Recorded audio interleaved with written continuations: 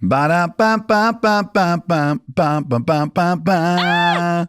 Dee-dee-dee. Welcome to Armchair Expert. I'm Dan Shepard, and I'm joined by Miniature Mouse. By Monica Geller. How's the song go? Did I have it? You can't really. trick me into singing. It's not really right, but it's close. It's close.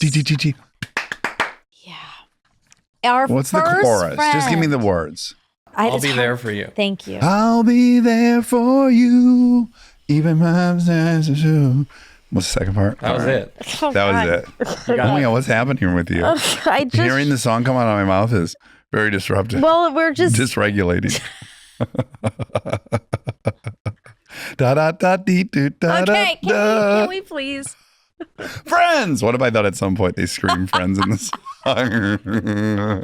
Our first friend is here. This is very important. Maybe that's why I'm getting upset. Yeah, you're getting nervous because it's such an honor, and you're afraid I'm going to anger our lovely guest, Lisa Kudrow. You can't. She's a Groundling improv genius.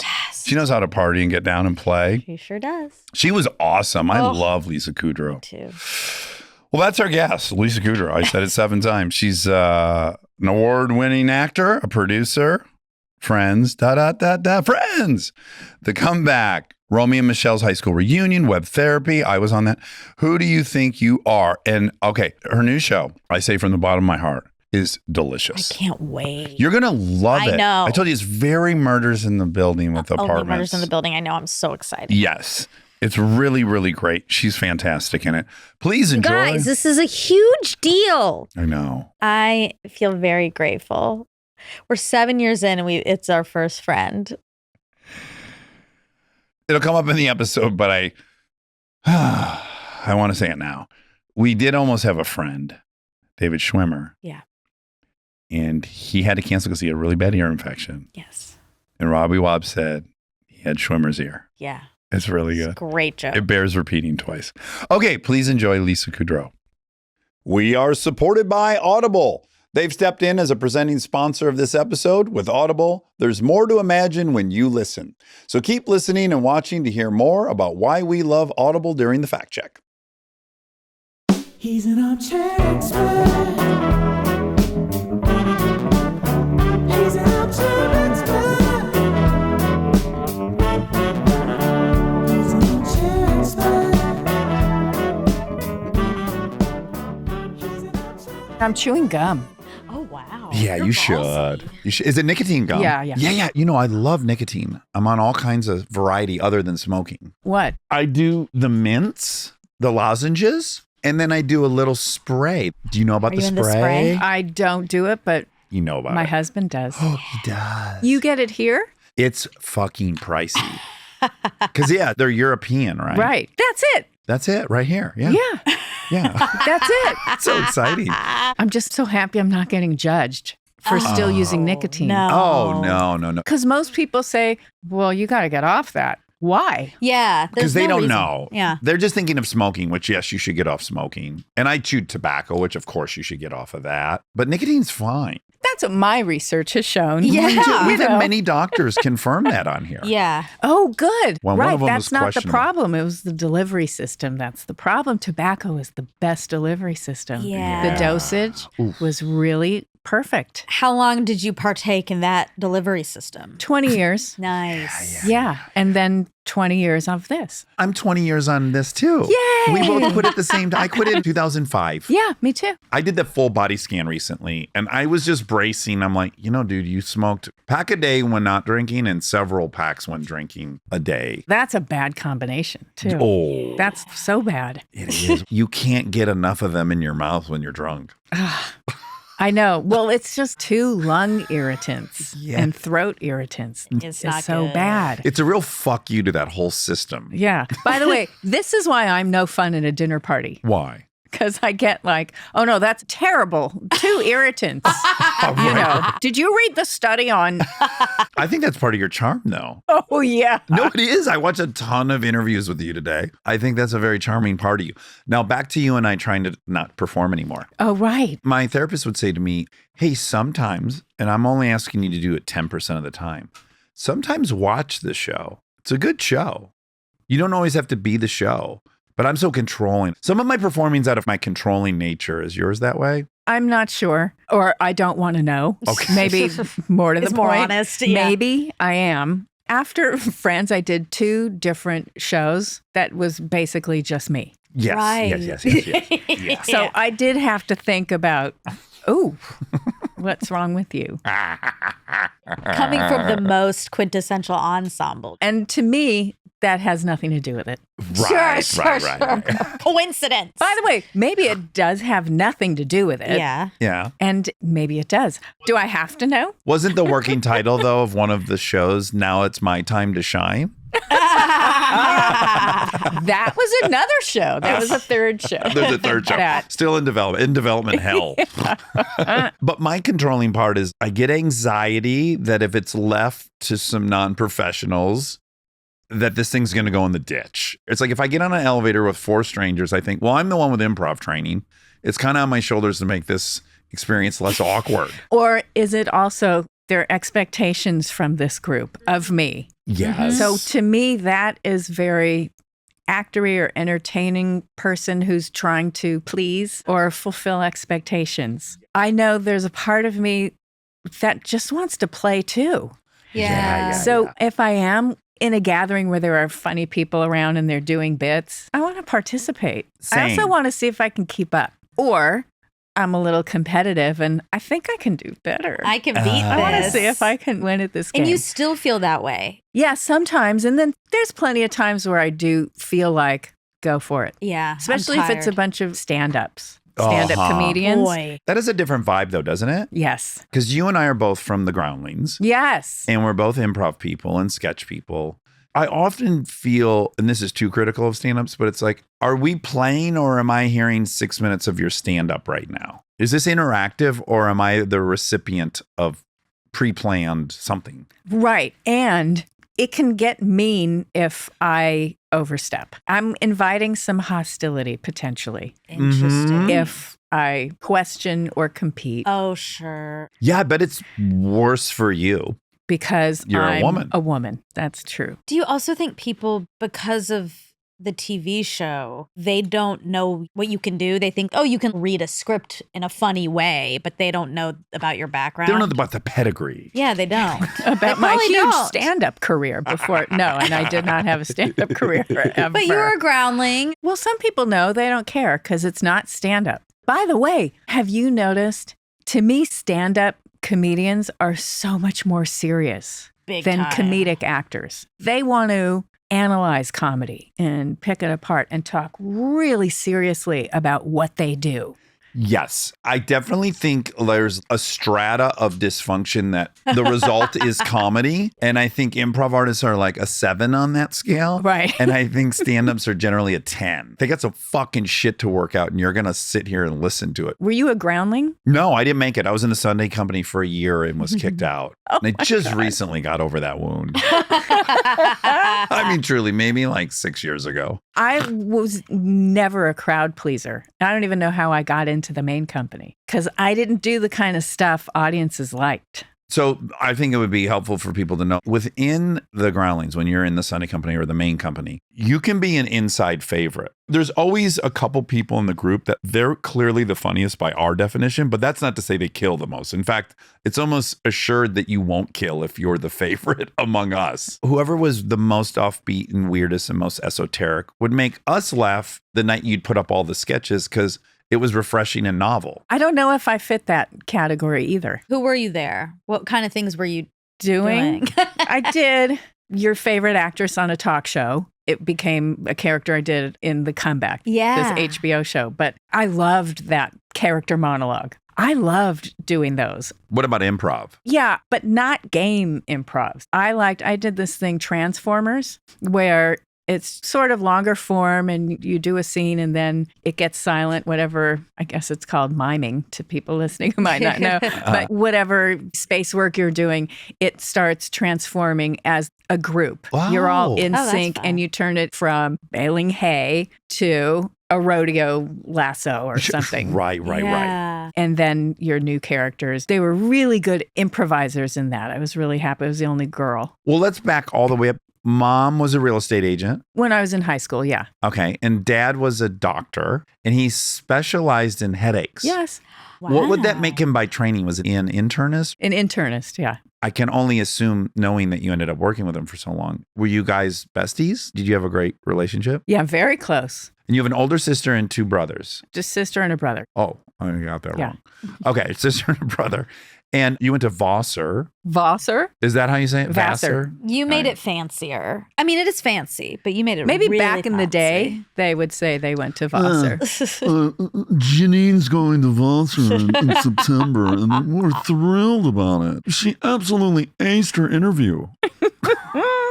I was thrilled to go to Vassar. I thought, yes, I'm going to be a lady. Only ladies go to Vassar. And I get there and I find out, oh, these were like the wild ones. Really? Oh, really? Mhm. What do you mean by that? Like the Kennedy type people who partied and had yachts and stuff? Very artistic and sort of rebellious Ooh. and went their own way. You Like know, we're not hippie-ish? mainstream. It opened in 1861, which is start of the Civil War. It was a women's college. I think the first to offer science That's for too women to dangerous learn. for women. Women should not be trusted with science. No, that's a terrible idea. So you already are going to have a lot of people who are sending their daughters there who are not in the mainstream. Was it all female when you went there? No, When did it switch to co-ed? 1969. Perfect year for So that. I think the first year of graduating class of men was like 72, 3, 4. Okay. And when you went there, you majored in biology. I presume you were going to be on a medical track. Yeah, it was pre-med. So had you done any acting in Encino? In junior high, I did. Because I liked going to summer school. I liked having something to do. And I took a play production thing and we wrote sketches and it was so fun. And I could do it well. But why not stick with it in high school? No, that is not something that if you're going to be an adult, you do. I decided. Oh, right. It was too frivolous. Yeah, Okay. You also went to high school with Eazy-E. Oh my. I did. You went to the same high school. What was it? Taft? What was it called? Yeah, how many years apart? No, it's at the same time. What? How could I be the one telling you this? Because I don't know. You don't know about yourself, do you? I don't know myself. You're I going to don't know enjoy who- this. I also don't know who that is. You don't know who Eazy-E is. This is so charming, too. This is great. He's one of the members of NWA. Oh, wow. Yes. I'm disappointed you didn't know he went there because I was under the assumption he lived in Compton. Their hit song was Right, straight right, out right. of Compton. Yeah. But he's going to school with you out in Woodland Hills. Out in Woodland Hills. Yeah. Maybe he got bussed there or something. Maybe. I don't know. What's his name before it was Eazy-E? That might help us I know. here. What if I go, oh, Yeah, exactly. I slept with him in 11th grade. yeah. Eric Wainwright. Okay. Okay. No help. But by the way, no, I had 3 friends Oh, tell in me. high school. Who were they? Well, maybe you were a 4. smarty pants? Like, what was your strata in that? Your first year in high school was sophomore year. And for 5 minutes, I thought, okay, I'm going to try to be a cheerleader. I'm going to try to be part of everything. The scene. So I went to all the rehearsals and I learned the thing for cheerleading squad. And then I didn't realize to try out, that's in front of whoever shows up and wants to watch. And I just went, oh no. Well, now, no. I do not want to be a cheerleader. And then you have to run and be elected and you have to campaign. Oh, wow. I'm out. Not for me. No. Because you're shy? It was too embarrassing. Nothing good is going to come of that. You're very tall. I am very tall. I don't know. How tall are you? How tall are Like you? 5'8", 5'7.5". It's tall. That's not that tall. It's I not take that back tall. my whole thing. I look gargantuan No, next I just to wondered most. if I think sometimes it's rough being tall when you're a girl in high school and boys are like 5'4". They haven't Right. grown, and it can be hard. Or you're an actress and No you're one's to the stand only next to tall you. actor. Yeah. Dax. You and I are built for each other to be in a scene together. I'll make you look like tiny little girl. I know. I just worked with Ray Romano and I didn't know he was that tall because of Brad Garrett. But he's like 6'2" or 6'3". This is a phenomenon. I've noticed it elsewhere, right? I remember the first time I met Andy Richter in real life. Uh-huh. And I went, what? Right. You're 6'3"? But he's next to Conan. His whole career? Yes. Oh my God. like, what, how tall do you think Andy Richter? He and I are the same Definitely height. 5'5". Right. for sure. Yeah, with heels. And that can happen. Yeah, Brad Garrett is a monster. So He's Ray very, Romano. very tall. But Ray was on Parenthood, so I'm hip to the fact that he's probably 6'1" or 2 or something. Sorry, 6'1", yeah. Yeah, 6'12". We'll fact check 6'1". it. We'll get his exact 6'1.2". Okay, so in high school, you had 3 friends. 4. 4. Sorry. You just added other one. Did you friends. feel self-conscious that it was only 3? Now you just made it 4 real time? I felt bad that I left out one of them. Michael. No, I'm thinking of the girls. There were 4 of us. So I had 3 friends. Wait, 1, 2, 3. No, 4. There were 5 of us. I am fun at a dinner party. I've been to one with you. I Counting- doubt you remember, but Counting your friends. I've been to one with you. Which one? We were at Adam Vennett's house for dinner one time Oh my God. with my ex-girlfriend Bree. Oh, so it was a long 20 time years ago. Okay. Tell me. It was outside. Yeah, at his nice big mansion. Yes. And Jim Burrows was there. Was he? I wasn't hip enough yet to have known who Jim Burrows was. And somebody showed up a little late with a woman. I don't know if you'll clock this too. Maybe you won't. But this woman who I just went, what the hell? What version? Why is this happening Like, right how does now? that exist? Like, did it look This like a sex person worker? that was or just sort of. high end? I And would then I saw that person a few years later on one of the Housewives Interesting. on a show. And I went, okay. Interesting. Wow. But I can be sort of judgmental, and someone comes in and you're just like, riffraff, you know? Yeah. Yep.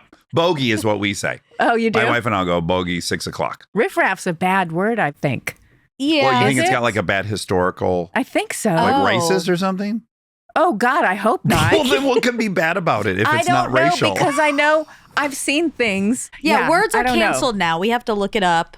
Yeah, to Rob, figure it out. No, figure but out why even like riffraff. back then, I saw it in an old movie where it's like, oh, they're an actor. All actors are riffraff. And then it came up in something else, and someone was like, don't say that. That's a horrible thing to say. Oh, and I went, really? riffraff? It doesn't sound like No. really yeah, bad. it doesn't. Okay, It is. we got clearance. Oh, good. What's We the got origin? clearance. Yeah, everything's good. Middle English. Oh, fuck. We don't care about that. Is But that anyway. referring to any ethnicity or anything? Yeah, then we're or- fine. My only memory of who was there is you. Oh, wow. Yeah, I remember Bree and I driving home, and we were like, I can't believe we met Lisa Kudrow. Oh, this how is fucking fun. nuts. Wow. Yeah, we couldn't believe we were at a dinner with you, to be honest. So Oh I my don't gosh. know, other than Vennett, who was there Right. other than you. And Chuck Lorre was there too, I think. Oh, wow, Dax, you I missed think this a is lot a of different people. party. How many times do you have I dinner don't over think there? so. Just once? I don't remember that many times. Okay.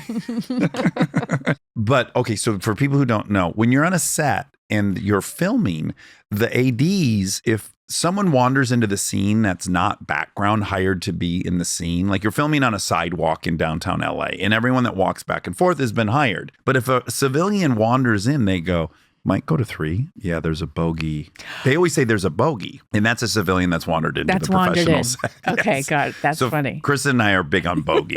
You got 3 bogeys. You're somewhere and you just think, oh my God, some civilians have entered the wrong door or something. So unrelatable. I don't think this. Well, no, I think everyone can relate to people To being someone at a party random. that doesn't seem like That's they know true. anyone. God, That's all it it's is. true. Well, that happened here. So for Halloween, Dax does a big hayride for this neighborhood, and he takes it all across the neighborhood. It's very sweet and Oh, cute. that's nice. Thank you. But 2 of our friends who have a baby, they came back early, and they were sitting here, and there were some bogeys / riffraff that were just hanging out at the house. No one knew who they were. Yeah. For like 35 minutes. They were Oh, just chatting with some. See, that would make me very nervous. Yeah. And in their defense, it was a very Oh, permeable. please, let's hear their defense. Okay.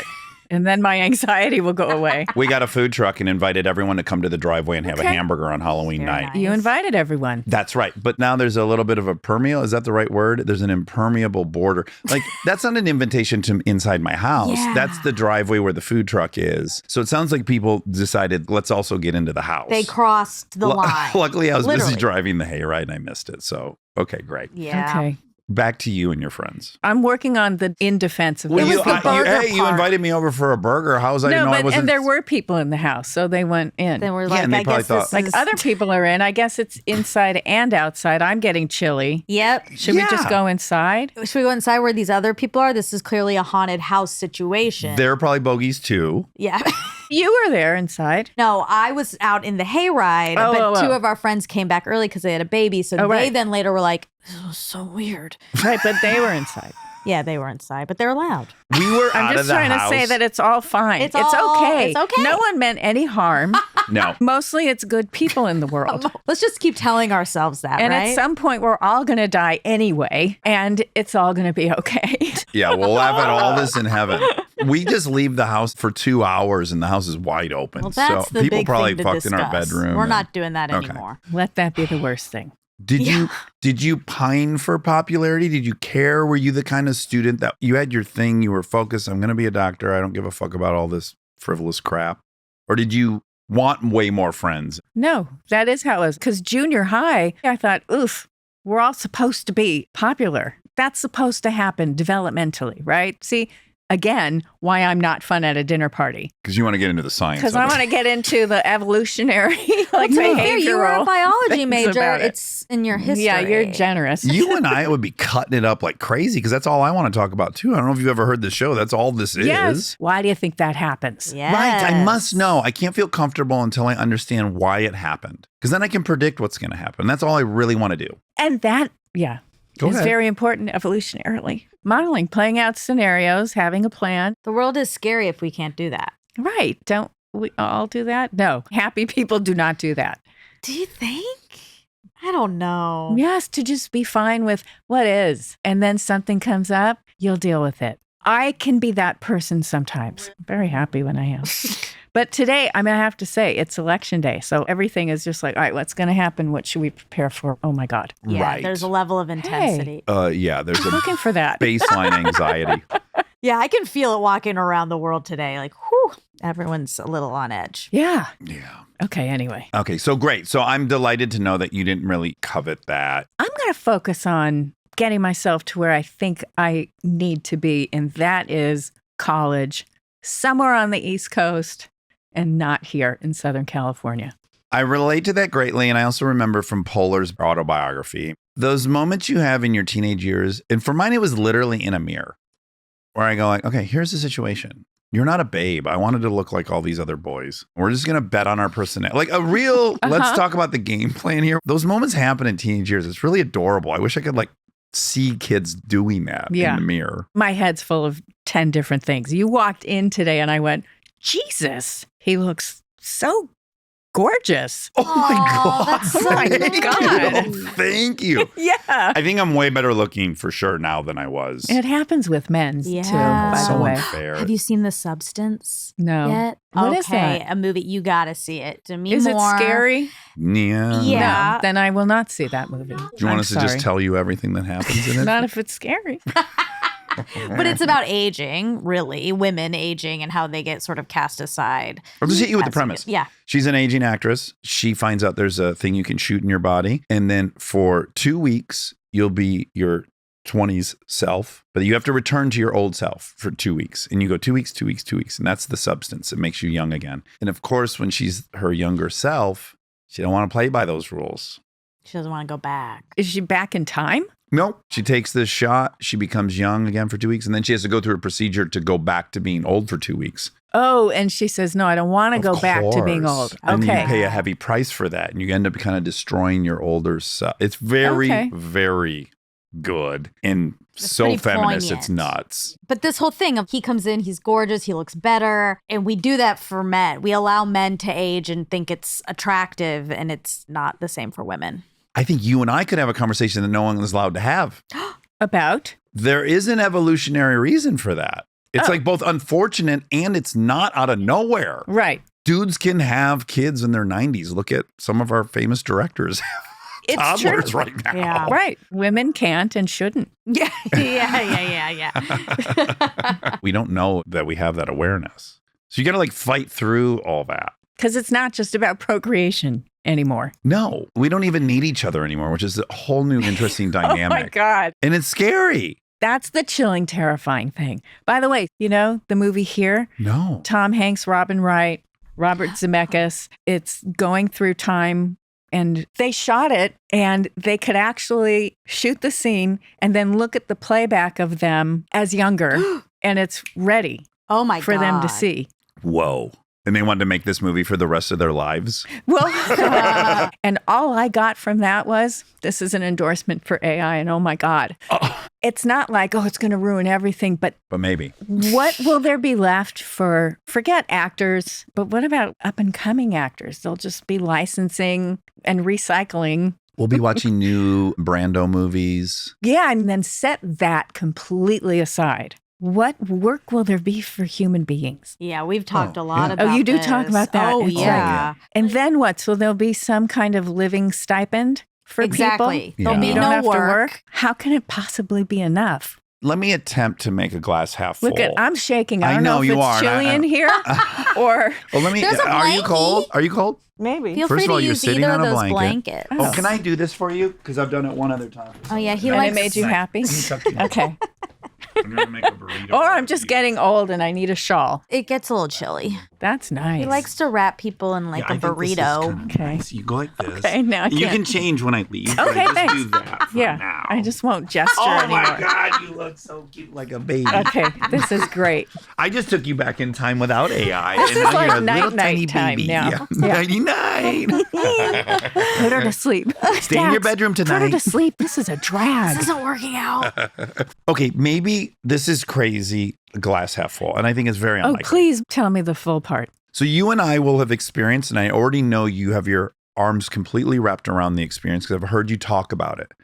I wrote down a quote from you today. It said, let me just read it because it's so good. That's the healing power of fame. Everything will be fixed now. You're talking about getting the dream, and your thought is everything will be fixed now. That's the fallacy. Yeah. Yes. Right. Okay. Because you said that's the healing power of fame. Right. Suggesting like, yes, that there would be a healing power of fame. It would fix everything. And it doesn't. It doesn't, but I think in that for me is the greatest gift I've ever been given because I at least got to go like, okay, great. That's not it. What is it? And it sent me on a journey of figuring out what it is. And if I hadn't been given the gift to find out it was lackluster or that it was empty, I would have never stopped believing that that would have been the fix. So currently, everyone in America thinks if I didn't have this job and I didn't have money problems and I didn't have that, I would be fixed. And so we'll give everyone that. You don't work, you don't have money problems. Fucking robots are doing every single thing. And then 3 weeks after that, they turn that light switch on. Everyone's gonna be like, yeah, I'm miserable. Why am I miserable? And then we all start the path. That could be the outcome. How's that glass half full? That sounds so depressing. Because everyone will actually try to confront the real Yeah. angst of being a human. The and real not purpose. these other stories we've told ourselves that it's because we don't have this ski boat Yeah, and we that's don't fair. have this pair of shoes. It's an equalizer, that's for sure. So what you're saying is so people will Be miserable. be miserable, but then what they're going to see is being here on this planet in this life is about something else. It's not about what I do. It's about who I love and who loves me. It's about connecting. It's about being part of a community, but a community doing what? Right. Meeting in the yard, I guess. Painting, it doesn't have to be for a result. The domestic robot will do that better. Oh, it will The be artist better. robots will do it better. You're right. So I guess Well- it can't be about being the best. Takes that off the table. I have a solution. Hiking with friends, playing pickleball, playing cards, being social and enjoying the big gift, which is like other people. Right, but haven't you been on vacation and after a week? Get itchy. Okay, now what? Well, because you and I are doing the same thing at the end of 7 days. Like I'm a piece of shit because I haven't been productive. And if I'm not productive, I have no don't value. feel like that. Oh, you don't? What's your issue? You're just bored. Yeah, everyone needs an occupation. I don't mean the professional occupation. I mean, Purpose. you need something to occupy your time and you need to decide what's fulfilling and what isn't. But again, we're so distracted by the immediate needs that are on everyone's plate. Make my rent, feed my kids, all this stuff. But you're saying that'll be solved, and I'm saying I don't know what government can afford to solve that on a satisfactory level. Currently, we can't. We're just imagining a future where the robots actually do every single thing. They grow the food, and there's just a surplus of all things that are needed, and they manufacture phones. They build houses for everyone. Oh, you know. okay. So that's where we're at. This is Yuval Harari, Homo Deus. It's all been solved. We're all a leisure society. Now what? So I think now what would be Great Depression for months. Population decline. Sure. That's a terrible joke. Because it's not funny. If you or someone you know is contemplating suicide, get in touch with this hotline. Yeah. Yes. Right. We'll That's put right. the in the Trigger show notes. warning. In the show notes. So is that possible? Does it give everyone the gift of not needing all this stuff? I'd need to see an episode of that. Maybe there was one on Star Trek, or a good writer is going to have to play that out for me to see. I'll get back to you. Okay, so now back to graduating, going to Vassar, integrated in 1969 for men, 1861 for females. It started. Yeah. I just learned all this from you. How the fuck do you get into comedy? Did you know you were funny throughout all that seriousness? Yeah. Do I need to relieve you from that? I was able to do it myself. Okay, good. One I'm little like, hand I'm like poking Harry out. Houdini. Somehow I was able to squirm my hand under the loose blanket. It and felt grab. like watching Houdini for a second. That's why I offered assistance. I saw your hand moving around a ton under there. Like, Oh oh, my fuck, God. she's trapped. I can't. I had a feeling. I need my gum. Stay tuned for more Armchair Expert, if you dare.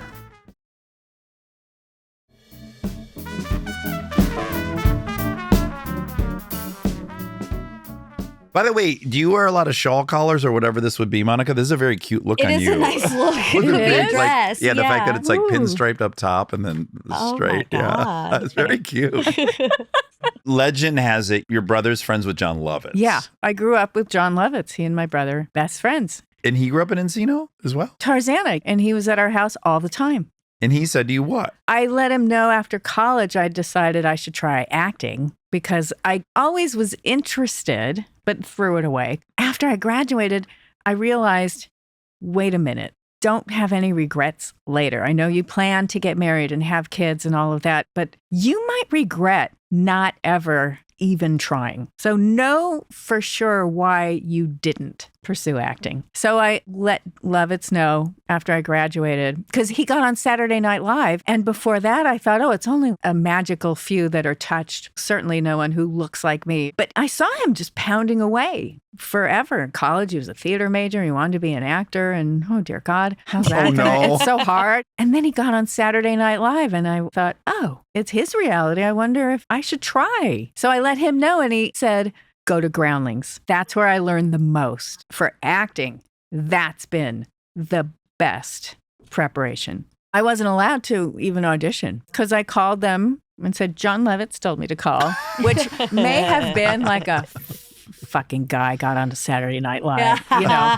Okay, well, when's the last time you performed or acted? And I said, junior high. And I said, great, we're sending you someplace else. Oh. See Cynthia Seghetti, who taught improv, and she had a class she taught at the Coronet Theater. Oh, no kidding. Where they do Largo now. Yeah. The other person in that class was Conan O'Brien. He also was sent to Cynthia Oh Seghetti. my God. And by the way, I've told this before, but I was going to quit. I went to one class of Cynthia's. Conan wasn't there. Everyone there just felt like, oh, not for me. You didn't get a good vibe. These are actory people. I thought comedy would be less serious and phony. They were really overdoing it with emotional adjustments. I was like, this is just embarrassing. Yeah. This is like cheerleading. You've been embarrassed for people for quite a long time. And I Yeah. didn't want to be part of that. It's an embarrassing endeavor, to be honest. Well, except In a great way. when. So the next week, I was like, do I go back? I should go. Just go. Come on. And I was a little late, and they were already up there doing lift a disc or space ball or whatever it was.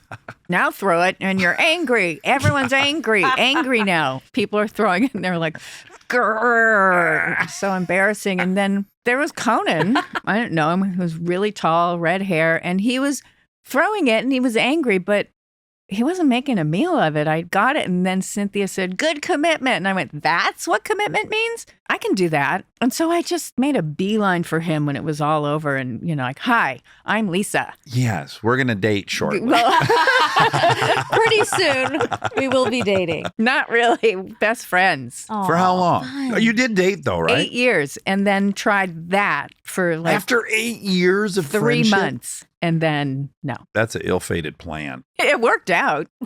Well, clearly, but not in a romantic sense. I mean, it worked out. We weren't They were meant to supposed to be. be. Yeah. No, of course. I'm only saying if you've been friends with someone for 8 years, I always have a hard time understanding that transition into dating. Obviously, there's probably success stories. You think it's too friend zoned by then? Yeah, just that's an interesting transition after 8 years. Like generally your first kiss is quite exciting, whereas opposed to like we've been hanging for 8 years, now we're kissing feels a little bit awkward. No, still exciting. Okay, great. Yeah, because it's a completely different relationship. And we're better as friends. So that was just a weird Little blip. blip.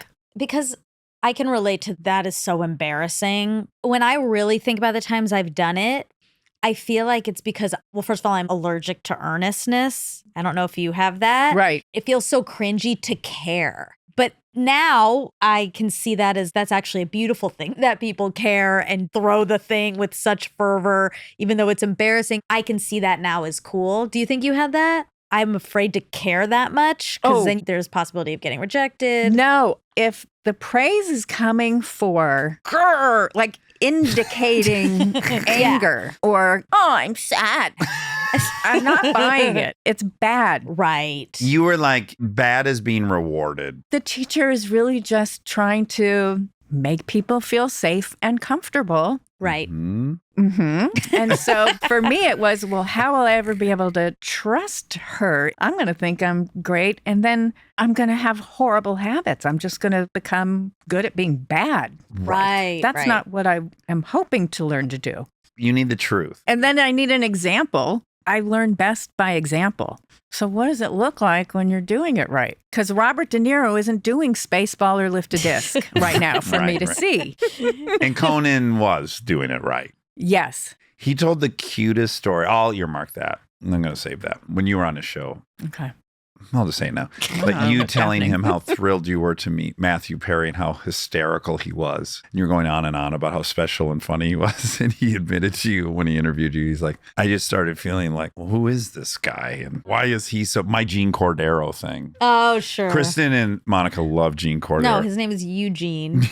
I started calling him Mean Gene Cordero. That's not his name, but because I'm threatened by how funny he is. And they would just regale all the time how funny he was. Okay. Yeah. Well, because Conan was.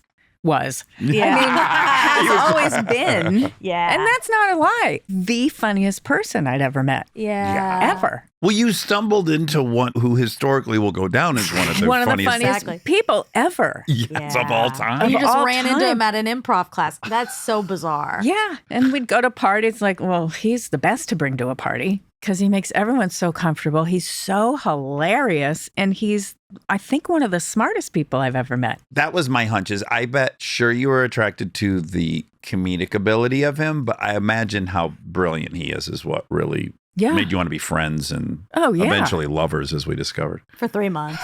3 hot, steamy 5 months. minutes. You then started going through the actual program at the Groundlings. Yeah, we got accepted into paying them money for the basic class. We were allowed to do that, but we weren't in the same class. And everyone knew we were close friends. I always suspected that had something to do with if people thought there was anything good about me, because I sort of had Conan's endorsement and he was already really respected. He was going to get in. He left, right? He was Third in the level or advanced something? class. Is that called third level? I don't know. The advanced No, I class. think that's fourth. And from there, you get voted into the Sunday company. And you do 2 sort of showcases. After that first performance in that advanced class, he and his writing partner, Greg Daniels. What? Yeah, you didn't know I that? don't think I knew that. Or did I? Or Oh maybe my I God. forgot. You fucking Could we just do dumbass. this whole thing about Conan? Yeah. Greg. we No, can't. but they got invited to write on Saturday Night Live. Oh, it wasn't Simpsons first? It was Saturday Night Live Saturday first? Night Live. So they had to go to New York. Wow. And that's why Conan wasn't a groundling. On this episode, we answer the burning question, why wasn't Conan a groundling? Wow. How far into the main company before you got an audition for SNL? I didn't get an official audition. I was just told Lorraine Newman had seen me at the Groundlings and she thought I was good. Was she a scout for SNL? No, but she let me know.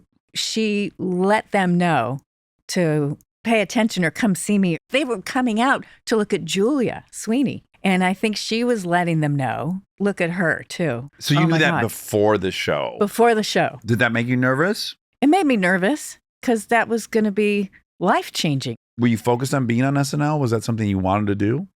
I wasn't going to say no But to it wasn't that. your only, You wanted No. to act and be in things. I thought and- I should probably be on a sitcom. I mean, Well, you I were right. which wasn't worked out. getting any auditions or anything at that point at all. And Saturday Night Live was good too.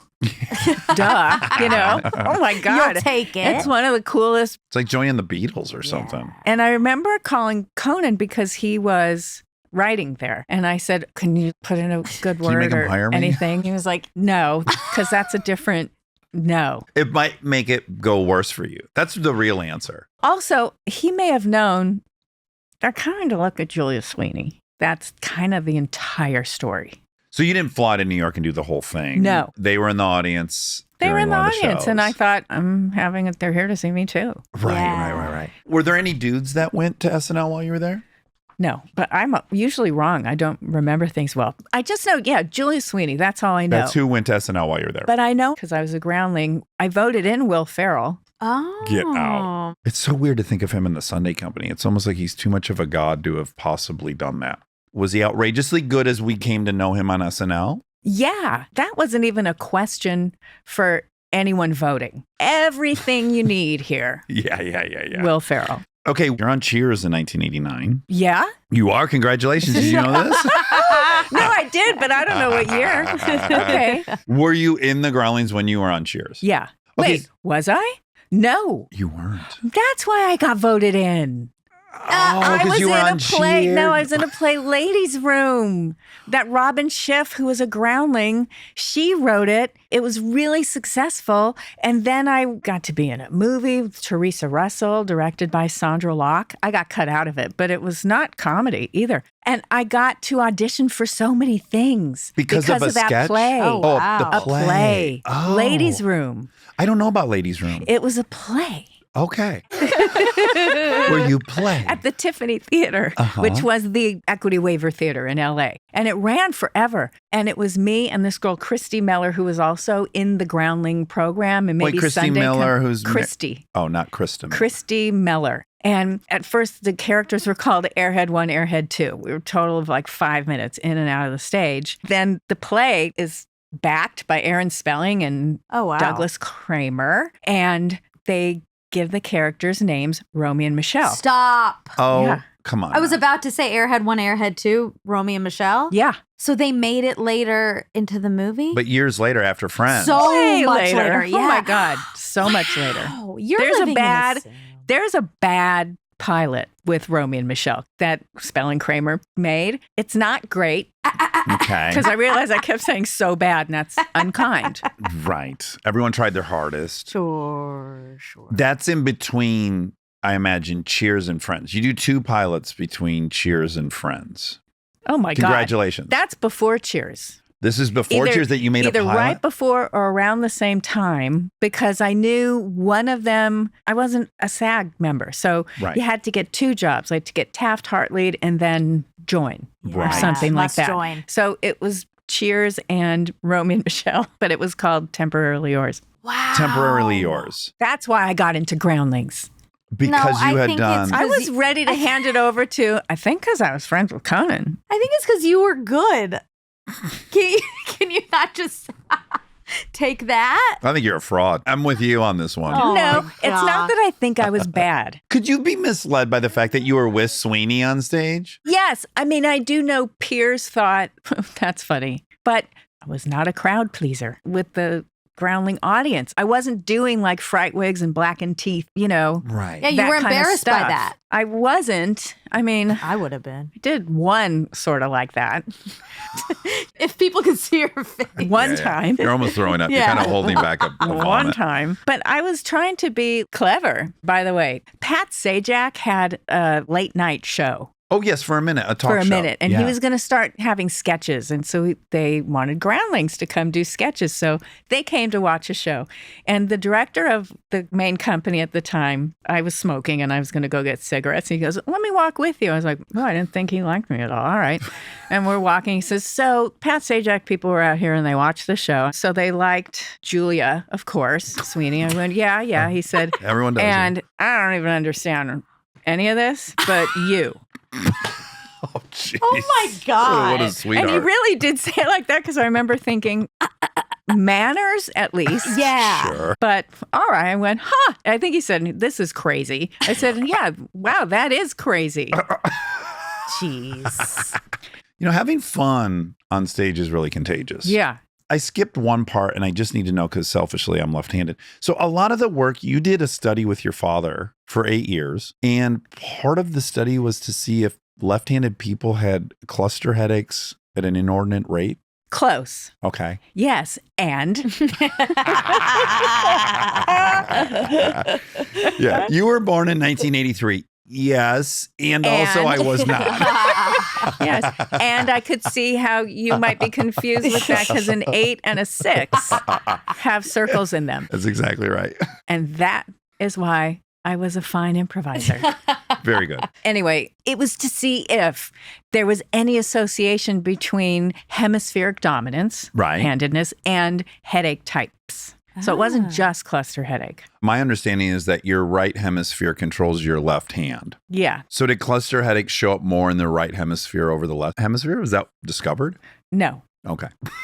It was just to see if people who were right hemispheric dominant had more cluster headache. But it was every headache amongst all headache types. But the answer was no. Okay. That's what you found out. Now, let me ask you this. Because headaches were such a topic in the house, it would have given me a self-fulfilling prophecy that I was going to get 100%. headaches. Did that happen to you at all? I would have No. been like overly concerned about headaches because this is like the primary concern of my father. No. He was not concerned, but he was interested in headache because he got almost every headache type. Oh, he did. What is the Nasty. explanation? It's a complicated explanation that has to do with, if it holds, it's his theory, which was impressive because he had the first working theory, that it had to do with some damage to the hypothalamus. Mostly men had cluster headache, and that the damage may have come from burning the candle on both ends, was his theory at the time. But I don't think stress brought on the cluster headaches. I think it was a circadian or circannual rhythm thing for episodic cluster, and people who had it chronically all the time. Could those people discover a pattern or were they completely random? Well, the pattern had to do with the light changing. A lot of them are hormone related too, right? Migraines, but not cluster Those are headache. those female skew, don't they? Yeah, Which would but make there sense. are men who get headaches. Well, young men, and then as you get older, if I'm remembering it right, because I worked there for 8 years. Guys get older, their headaches go away. Oh, They go away. interesting. Because my daughter's has a lot of headaches. I don't know about a lot. She has more than average. Is she adolescent? She's a woman. she's but I just she's meant- 11. but they're Yeah. hormones, maybe. Yeah. She's 11 and things are starting to happen. Sorry. No, I mean, I'm sorry Yeah, about yeah, the headaches. yeah. Look at me. Now it's like, no, I'm not. No joking. This isn't funny. Everything's Now we're talking very headaches. serious. Come on. I would have been happy to have a good time with you, but you brought up headaches. Yeah, I had them when I was younger, but I don't really have it. If I have one now, it's very, very rare. And I'm so grateful because they're fucking miserable. They are. But they've got good treatments now. Yeah, I know people, they do injections when the shit hits the fan. Yeah. There's those migraines, like hemiplegic migraines, or I don't know, maybe they don't call those anymore, but half of the face or body gets paralyzed. And the scary thing is when it happens, you think, I think you got to get a brain scan. 'Cause Yeah, Stroke. what's yeah. happening, but it's Oh. not. Whoa, is like there's too much electrical activity going on? My brother's a neurologist, and he now He's a is the neurologist. headache specialist. Oh, and he wow. had just explained it. And now, because of my age, I don't remember what he said. Right. But that's a joy because he can explain to you all over again. I bet he loves explaining it and you'll love learning it all over again. This is very I don't know if he symbiotic. does. He does. Okay. How cool for him. You said he's a man? Yeah, he loves to explain things. Trust me. As I explain this to you right now, I know the same tickle he's getting. Oh my God. Got meta. Oh my God. We're the worst. So, like cannibalistically meta. Okay. I want to talk about this kind of interesting and sim-like. Your life is a sim for sure. You meet Conan on your first day of. Do you believe in the Yes. sim? What does that mean? Simulation. Like maybe Simulation, right. Yeah. What do you mean? Like, do you think you're Not living real. in Do you one? think you have a carcass somewhere plugged into a computer and it's giving you this experience? I do now. I mean, you I didn't until today. You Just should. convinced. That's all it took. Is a simple explanation of I where heard you're. it once. You've experienced a lot of one things. I think if you have a lot of suspicious stuff happen in your life, you're probably more prone to think like, what's going on? We don't really believe in the sim, but also But we we 30% dabble. do. Yeah. Yeah. We play around with the notion that we're plugged in somewhere. I'm processing everything you're saying and trying to figure how it's the same as the way I see things. Because I do think that there's too much we don't know. So it could be that. It could be God. It could be anything. Something stinks. I don't know if something stinks. I think that what stinks is that we require to measure it, see it, describe it, define it We need to know. You're using Predict science it. words. Yeah. in order to accept it. Yeah. When the one thing I learned from science and scientific method is there's more we don't know than we do know. So just because you can't doesn't mean it's not happening. Yeah. We have the tiniest sliver of data, really. We're so limited in our senses. We have these 5, and if you really ponder it, if no one had sight and you didn't have sight, it's completely unimaginable. Nobody could expand their fucking imagination enough to imagine what sight is, or hearing, Yeah. or taste, or touch. So, yeah, conceivably, there's like 12 other ways to observe reality that we just don't observe. That's what I think. There are things we can't explain that we've just known. Well, let me ask you this. Have you had those moments because you've had a very exceptional life and you go like, well, how do I make peace with this? This is an abnormal amount of, Of For me, I would success call it or- like or luck. things Yeah, I couldn't like- have imagined. yeah. Yeah. Well, okay. Here's the thing. When there was no way I was going to be an actress and I was in college, and my plan, even on graduation, was I'm going to go to graduate school and study evolutionary theory. Not going to be a doctor. That's fine. I'd come home for spring breaks and I'd be driving around in LA and you'd hear on the radio a commercial for a new sitcom or a sitcom, and they're promoting it with their best joke. I have huge quote marks. I'm waving like a lunatic with the quotes. Look at a pelican flapping its wings. I'm driving along and I'd hear that joke, which would just be like, well, that's what she said last time. And I'd think, oh my God, why do they have to like hit it so hard? Can't they just throw it away? Well, that's what she said last time. And then the thought was, Lisa, please remember to throw it away when you do it. Oh. And I went, what? I'm not doing that. Right. But you always were. And then other things like that. I'd watch David Letterman and watch someone who was being very, very phony. You know, that's not the way they talked. Not really. No. Oh, I love that. I love that. You know, like that kind of thing. And I thought, oh my God, Lisa, when you're on Letterman, please try to be yourself. I'm like, yeah, wait, when am I going to be on Letterman? For what? The latest evolutionary theory? Am I going to come up with some world altering? The 5th tallest biology graduate from Vassar. Put your hands together for the 5th tallest. I don't know how to explain those things. I'm feeling very seen by the notion, and this is a terrible thing to admit, but it has been a great source of confidence for me. I watch stuff and I think, well, that's not very good. Maybe I can do it. So much of my propulsion has been seeing something I don't think is very good. So then I think, well, shit, then I think maybe I could do it. Oh, you I'm think that's motivated. what I was experiencing? Yes. I don't. You would go to an improv show and you go like, that's not very good. I have so much fear that I'm not good enough. But when I see something bad, it would weirdly encourage me and go like, no, this might be doable. And so you're hearing shitty acting on the radio and something in you tells you, I know that's not good. That's weirdly confidence building. Does that make any sense to you? It does. But you don't relate to it. I don't feel like that was that part of me responding. It felt like it was someone else saying, Lisa, when you do it, but it wasn't a voice. It wasn't anything else. It was a thought in my head. But to respond to it like, wait, what are you saying? What does that mean? Right. Sometimes I just know what I know. Although now I'm feeling like an idiot No. No. after talking to you. No. That, oh yeah, she studied science and she thinks that something in the cosmos is talking to her. But it did feel like such a strong feeling that shouldn't rationally be there. Yeah. And you kind of would listen to it, which is good. I didn't. I rejected it. Yeah. Until okay. Lovitz. And it was very practical. I'm 22. I don't have a mortgage. I don't have any responsibility. Now's the time to try that. And you don't want to have any regrets. I'd forgotten about those other things. Now, this is a childhood question. It's related to the truth, and it's related to watching the people be phony. Now, it could be as inane as you're a younger sibling, I'm a younger sibling. My older sibling tried to deceive me all the time because that's how it works. Right. You're the least competent person in the household. So you have You're the the least dumbass. respect. Yes. Yes. Right. And everyone's getting something you're not getting all the time, and you want to fake it like you are. Do you relate to that observation, which is it's very important to you to know what's real and what's not? Ooh, I used to. And do you think that's childhood stuff or just your biochemistry? I don't know. Things shift and change in me all the time. What's important, who I am, what kind of mood I'm in, either very analytical or I'm very like, it doesn't matter.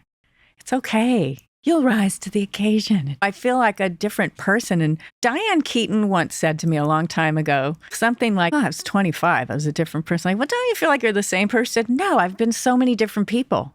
Right. Yeah. Of course not. We've all been so many different people at different times. Yeah. And if you like Buddhism at all, which I'm very newly into reading about, yeah, we are a product of whatever context we're in. We're not even the same person throughout the day. You go to the grocery store and shit's popping off and there's an argument over here and there's some version of you that's there that's not the version of you at dinner time later. Right. Or just some important beliefs shift. Yeah, sometimes you care a ton about something and then other times you're like, I don't even care about that. It's Yeah. also good. You don't want to be so stuck in the thing you were saying when you were 16. We're supposed to evolve. Oh, yeah, Yeah, not being married to all these cornerstone beliefs we think that define us. definitely. Malcolm Gladwell says, hold your opinions loosely. I agree with that. But what about core beliefs? You Beliefs have and them. opinions are different, aren't Mhm. Values and opinions are different for sure. Would I be right in guessing the permanence of the role as mom is something unique? It feels like bedrock to me. they? There's a higher order. Something shifted in the list of priorities. And you can feel it's permanent. And you're like, oh yeah, there'll be no wavering. And Right. this is a unique feeling. Other than when you get a tattoo and you go like, okay, put it on. You go like, yep, well, that's a permanent decision. There's very few of those in life. Yeah, I don't have any tattoos I'll give you one. because I before don't you like go. permanent decisions, except for my son. Yeah. Yeah. Okay, so I just wanted to point out this Jimmy Burrows thing because this is another simulation-y kind of thing. You go to Cheers and a very cute conversation with you and Ted talking about you being there all week and just staying on set the entire time. Yeah. To learn what was happening. Yeah. But Burrows, of course, is directing that show. So you have some experience with him there. And then you get cast in Frasier. Right. They made a mistake. And then they corrected the mistake. And what happens? As a lead. Series regular. She was playing Frasier. Yeah, you're set. Oh, you're Frasier. Yeah, she originally. Remember, I said they made a mistake and then they corrected it. Like, no, let's stick with Kelsey. Yeah. I mean, he's already established on the other show. It just People feels. love him.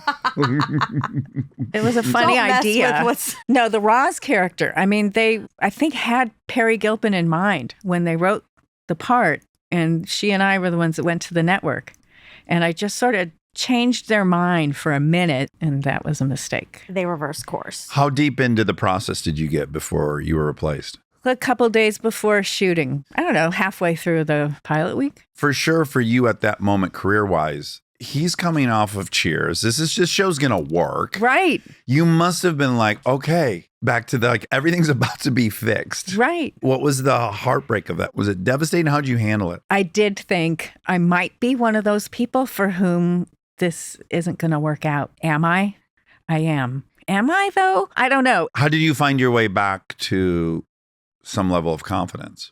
Grief starts to wane. Time passes. Yeah. And I would just get up every morning and walk. And then at the end of the walk, I lived near Michel Richard at the time. It was a great little cafe and they had pain au chocolat. And I'm going to have one of those at the end of my walk.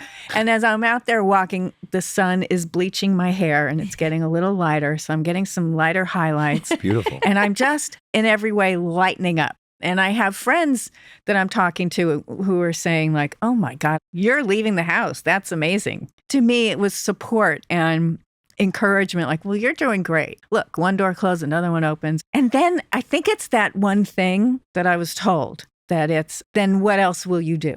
And I could always just go back to school, get caught up in whatever's happening in evolutionary biology, take whatever classes I have to take and just continue on that path.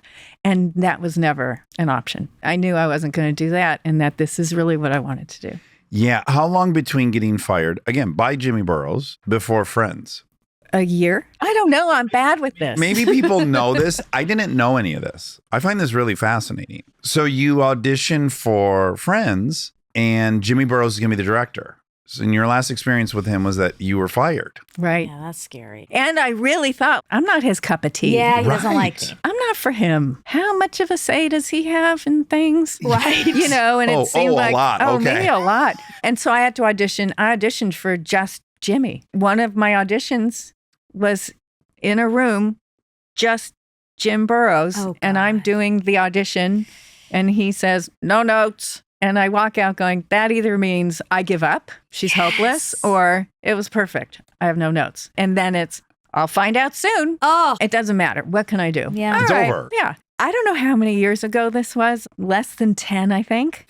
And there's something for Jim Burrows, like a special something. And I think it's even broadcast. And the 6 of us cast members are with him. That's where I think I said, like, yeah, well, I had an audition. Remember the audition we all had? The round with just Jim. Just Jimmy?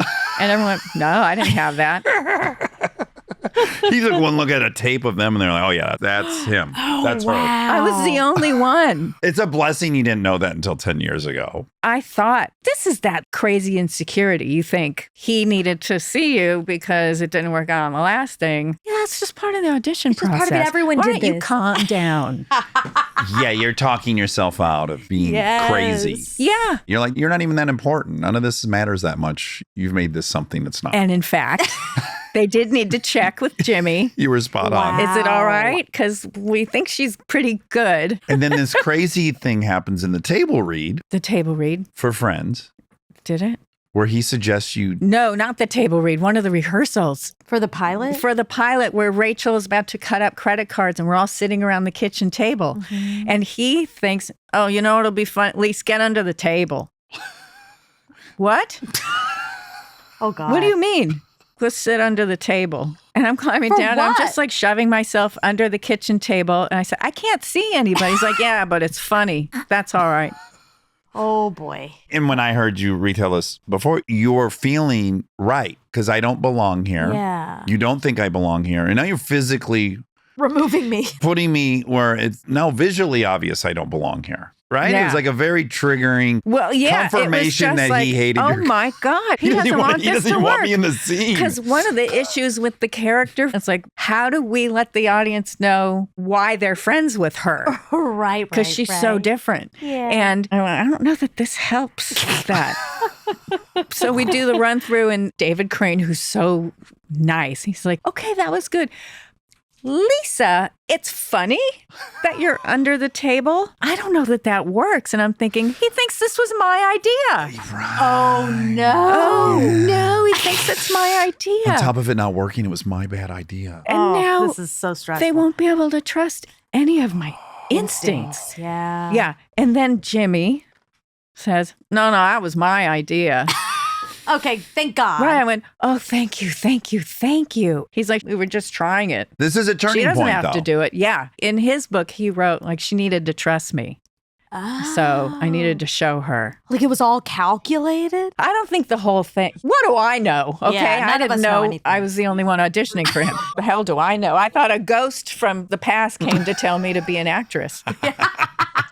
For people who don't know, Jimmy Burrows is, by all accounts, the very most successful director to ever be in television by a landslide. Every show you ever loved, he directed either the pilot or the whole thing. And still, It's impossible. yeah. Stay tuned for more Armchair Expert, if you dare.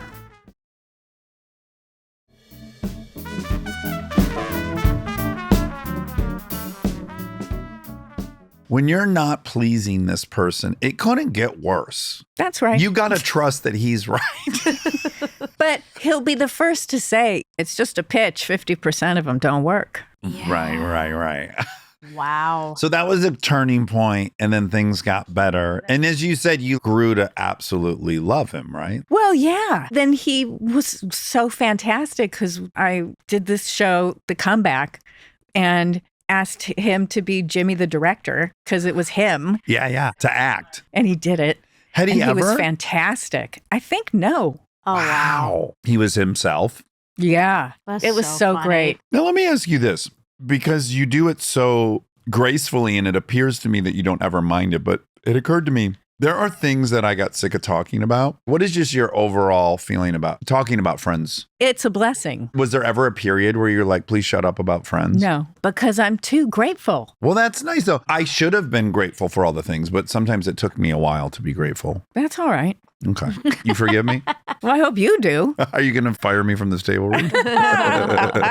But is part of that because the experience itself was so fulfilling? Yeah, it was great. We really did get along. It's that thing that you were talking about at Groundlings where rare. you can read when people are having fun. That show is so special in that way. We also worked hard at being friends. That 6-way relationship took some work, and we did it. What did that look like? Just like going out for dinners and stuff, or being social? Really talking things through. If someone said something or did something, it didn't get too big because it was, can I talk to you? Usually not me, because I had to learn to be, can I talk to you about something? Yeah. Because I Hard. never knew that was allowed, but I saw it modeled really well by Courtney and Jennifer and Matt. Yeah, communication, like rule number 1 in any relationship. Yeah, and respectful communication. So knowing you were entering this situation where this guy was going to direct you who had fired you recently, what was your confidence level going into that? Cautious. Now, this maybe is a rude question, but was it at all on your mind that you were the oldest member of that group?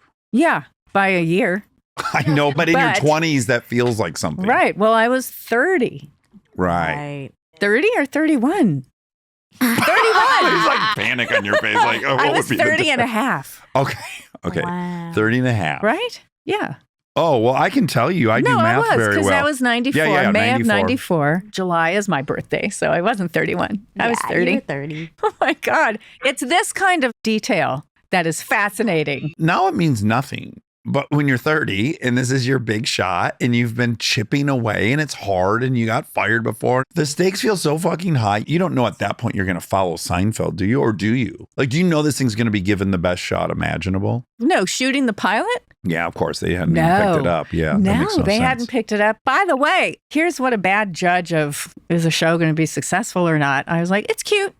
Right. I mean, it's not Seinfeld. It's sort of groundbreaking comedy. I'm just glad it's on NBC because I've got a recurring role on Mad About You. I got to protect that. Yeah. And you were playing your own twin. I didn't know that until Ursula. today. That's yeah. because when they put us on right after Mad About You. It ended up being such a great crossover, though. Okay, good. We have kept it from I you know. until this moment. I don't think and we can you've go done a on. great job. Thank you. If Monica has a religion, it is Friends. Oh, She talks about it every fucking episode. Even yesterday, I was thinking, I was like, are we going to even talk about it? oh my God. What do you want to say? I don't know what to say because I don't think there's any way for me to really tell you how important it was to me. I mean, we have a stanza in there of Matt Damon and me. It's Matt Damon and Friends. It was Good Will Hunting and Friends that changed my whole life. Oh, I had every episode VHS taped. I myself VHS taped. I had a color-coded system. I had 31 tapes.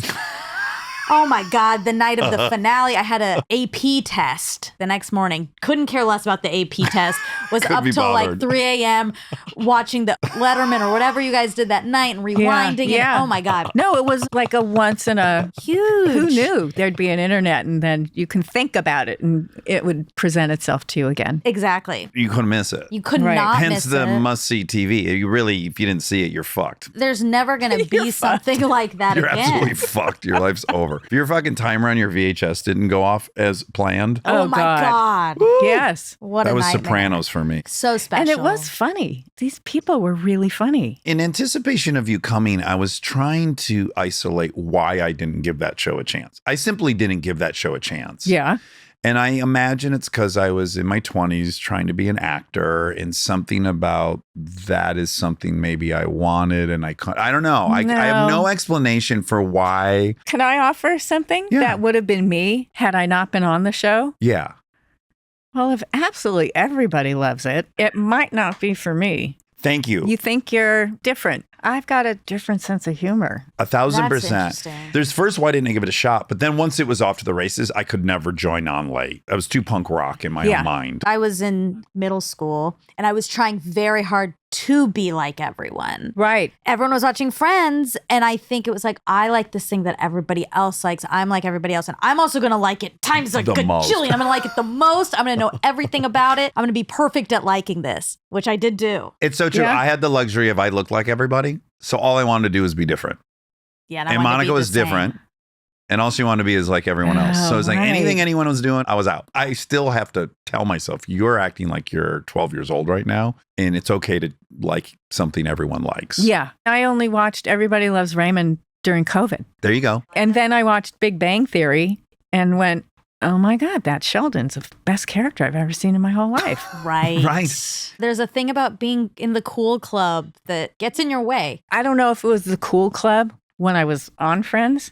I wasn't watching anything. I was working and was the only one to get married and have a kid. Yeah. Season 3, you had a child? Yeah. Was it? Yeah. We'd get together and watch the episodes and stuff. And then, like what you were saying about you have a kid and everything shifts, everything drops about 10 pegs on the list of priorities because it's that transition also into being a parent. I don't transition well. So it takes up a lot of my attention. And then also that was around the same time I started getting cast in movies while I'm doing Friends and I'm a mother for the first time. And it was just a little too much. That's a Yeah. lot. So I wasn't watching anything. I was done with the what's groundbreaking comedy. And the other big shift for me was after 9/11, I'd be driving back from Warner Bradford. Brothers. Oh, that Yeah, was we were at Brothers. Warner Brothers. Okay. And people used to stop at a stoplight and go, hey, you know, Uh-huh. look at you. Look at you. Look I at know yourself in the you. mirror. It's you. And after 9/11, I don't know why this always makes me want to cry too. They'd pull up and I'd look over and they're looking at me and they weren't like, they just mouthed, thank you. Yeah. Oh, wow. Like very somberly. And that's when it really sunk in. I couldn't watch CNN anymore because all it was who died, Yeah. who was in New York, who was near the towers, who was in the towers. Everyone knew someone in the towers. And I had this weird dissociated event. I was watching Will and Grace and I went, oh yeah, oh thank God. I went, oh wait, but it's in New York. Oh God, who did they know in the towers? And then Oh, went, oh no, wow. no, I'm in TV. I know they shot this before 9/11. So it hasn't happened yet. And it's safe. And then I went, no, this isn't real. It will have never happened here. Yeah. Yeah. Right, yeah. And it was like, oh, thank God. Thank There's God I an can go escape. somewhere Yeah. that didn't happen. And that's when any kind of comedy, snobbery, any of that melted away forever because entertainment is important and it's providing a huge mental health service and it is important. I agree in having done some things that weren't my comedic tone and to see how appreciated there are by people and recognizing like, oh no, everyone's entitled to laugh. Everyone deserves a laugh. There's no hierarchy. There's no great comedy and bad comedy. If you make people laugh, that's it. And also, why did I want to do this anyway? For me? No, because when people are laughing and enjoying themselves at something you're doing, that's what the thrill is. Sorry to keep Yeah, going go. like Beat trauma me. style, but Yeah.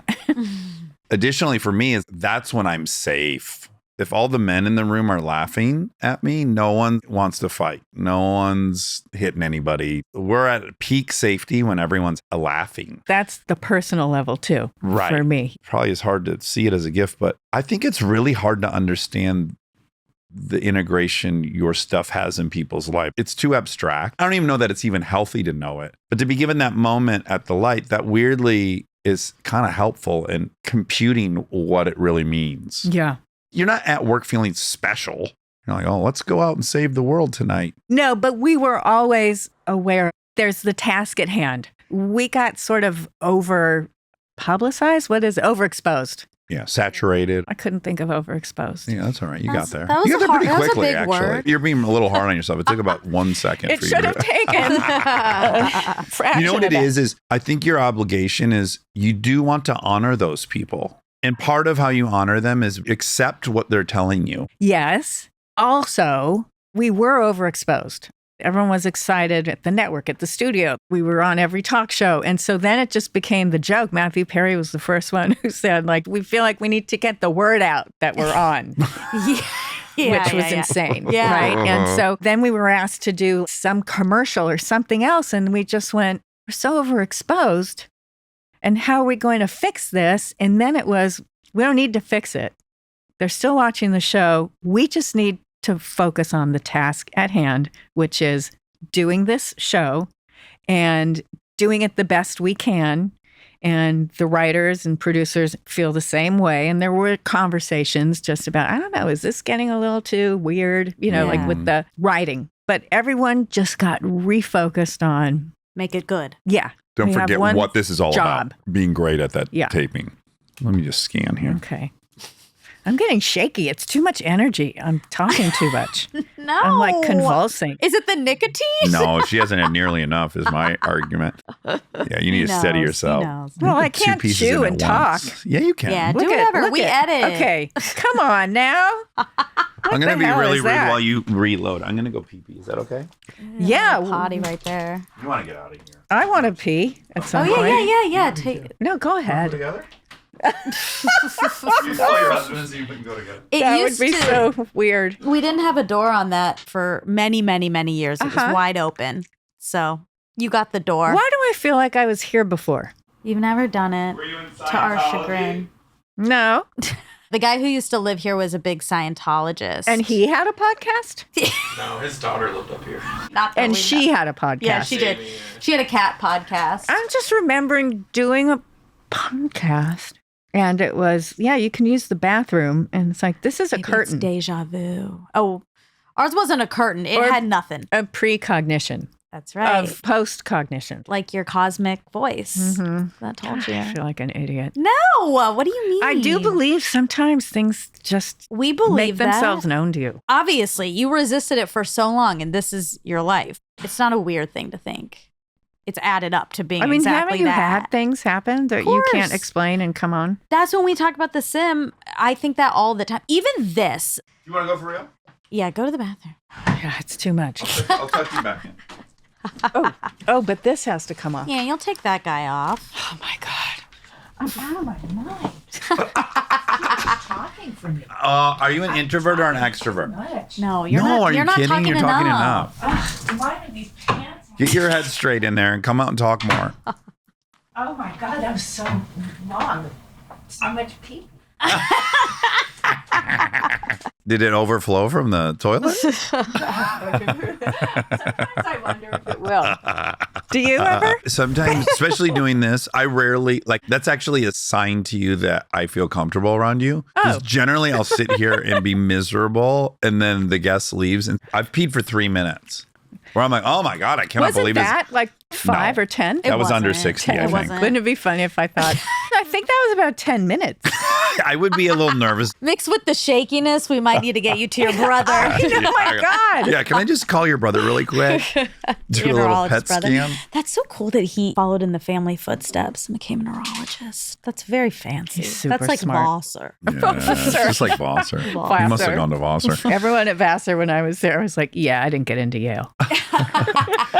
I have just a few more questions. Oh no. Sorry about this, and then we're moving on to your new show. Oh. Bear with me. I was like, I wonder if maybe we don't No, we're going to ever talk about no, that. actually, because I love. This is just chit chat. I genuinely loved it. We like to chit chat. One question is: there are some people that get famous, and they had some training. They have some experience being the most popular person in school, and then there's introverts that get famous, and I think it's a little bit different of an experience. There's no prior experience where it's like, yeah, everywhere I go, everyone wants to say hi to me. It's very foreign. Interesting. Let's take Matthew McConaughey, who I love. He's so comfortable being famous, But guess what? He has been famous since he was born. He was Little Mr. Texas, Yeah. we found out. Really? And every girl liked him in school. He had a lot of training Okay. to be kind of adored. And People are looking at him always. yeah, he's hot shit. So by the time it happens, he's kind of had some practice. And then you take other people that were like, I'm hesitant to say this, but I'll give the example of Edward Norton. He was a fucking genius bookworm. And now he's the most popular guy in the world. It's a much different new experience, I think, for some people than others. How did that transition for you feel when all of a sudden you were like one of the 6 most popular people in America? Globally. Was there like dissonance and disconnect from it? Yeah, it's everything. That was the beginning of online chat stuff. Oh, right. And I could actually go on a computer and read what people are saying and how they're criticizing. Well, 2 of the 3 girls are cute, like a lot of that stuff too. And went, oh, okay, this won't help me Yeah. be good on the show. So I just immediately stopped. You were smart enough to know I'm not looking at that. Because there were some good things too that I didn't necessarily agree with. Right? Just rationally thought none of this needs to be taken to heart or too seriously. Very nice when people appreciate what I do. Not everyone will. Okay. That was pretty intact. Yeah, it takes some people decades to Or never. come to that. Oh, Yeah. yeah, or never. I do not need to know what people think. In AA, we say what people think of you is none of your business. That's such a great saying. And it's kind of true. It's It like, is none of my business. But what I have found is it depends on mood isn't even the right word. It's like a frame of mind, and I couldn't even define what that frame of mind is. But I can watch the same thing and think, that was funny. Oh, good. And then another day, the same thing and say, why did I think that was good? How have you been getting away you fraud. with doing this for so long? Oh my God. Yeah. Right, it's the exact Can't same watch. footage. Yeah, again, it has nothing to do with what you've done. It's everything to do with what you feel. Well, also, if I'm doing a character and I see a glimpse of me, and mostly there's a lot of me in everything I do, Yeah. but I can tell the difference. If I watch The Comeback, I have no problem watching that. That's a different human being from me. I'm proud of it. It's all good. Friends, sometimes like, uh-oh, you just did a voice, basically. That wasn't acting. That wasn't anything. It was just like, I don't know what. And then I don't want to shit on it because people like it. And I'm not saying you're an idiot for liking it or anything. It's just, for me, it's what I try to do is out of respect, not even just for me, but for people who do like that. Honoring it's like, the whole okay, thing. So can you forgive yourself? You didn't think you were so great Oh my God. at the acting. It And was good no. enough for a lot of people. And Can good you enough. just do that? Can you forgive yourself is like, And then the That's answer so- is, well, of course I can.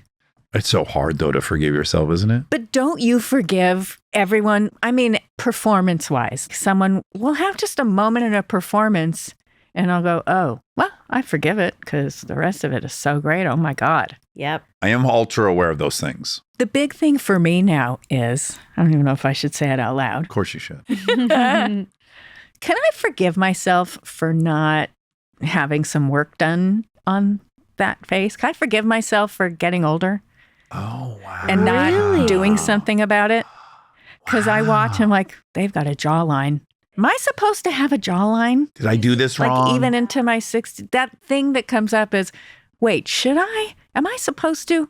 Are you Right. allowed? Is everyone but me doing this, right? That's the Interesting. thought I have. Everyone but me seems to be doing Yeah. this. So yeah. am So I should allowed? Should I? Am I allowed not to? Or is it going to be so off-putting?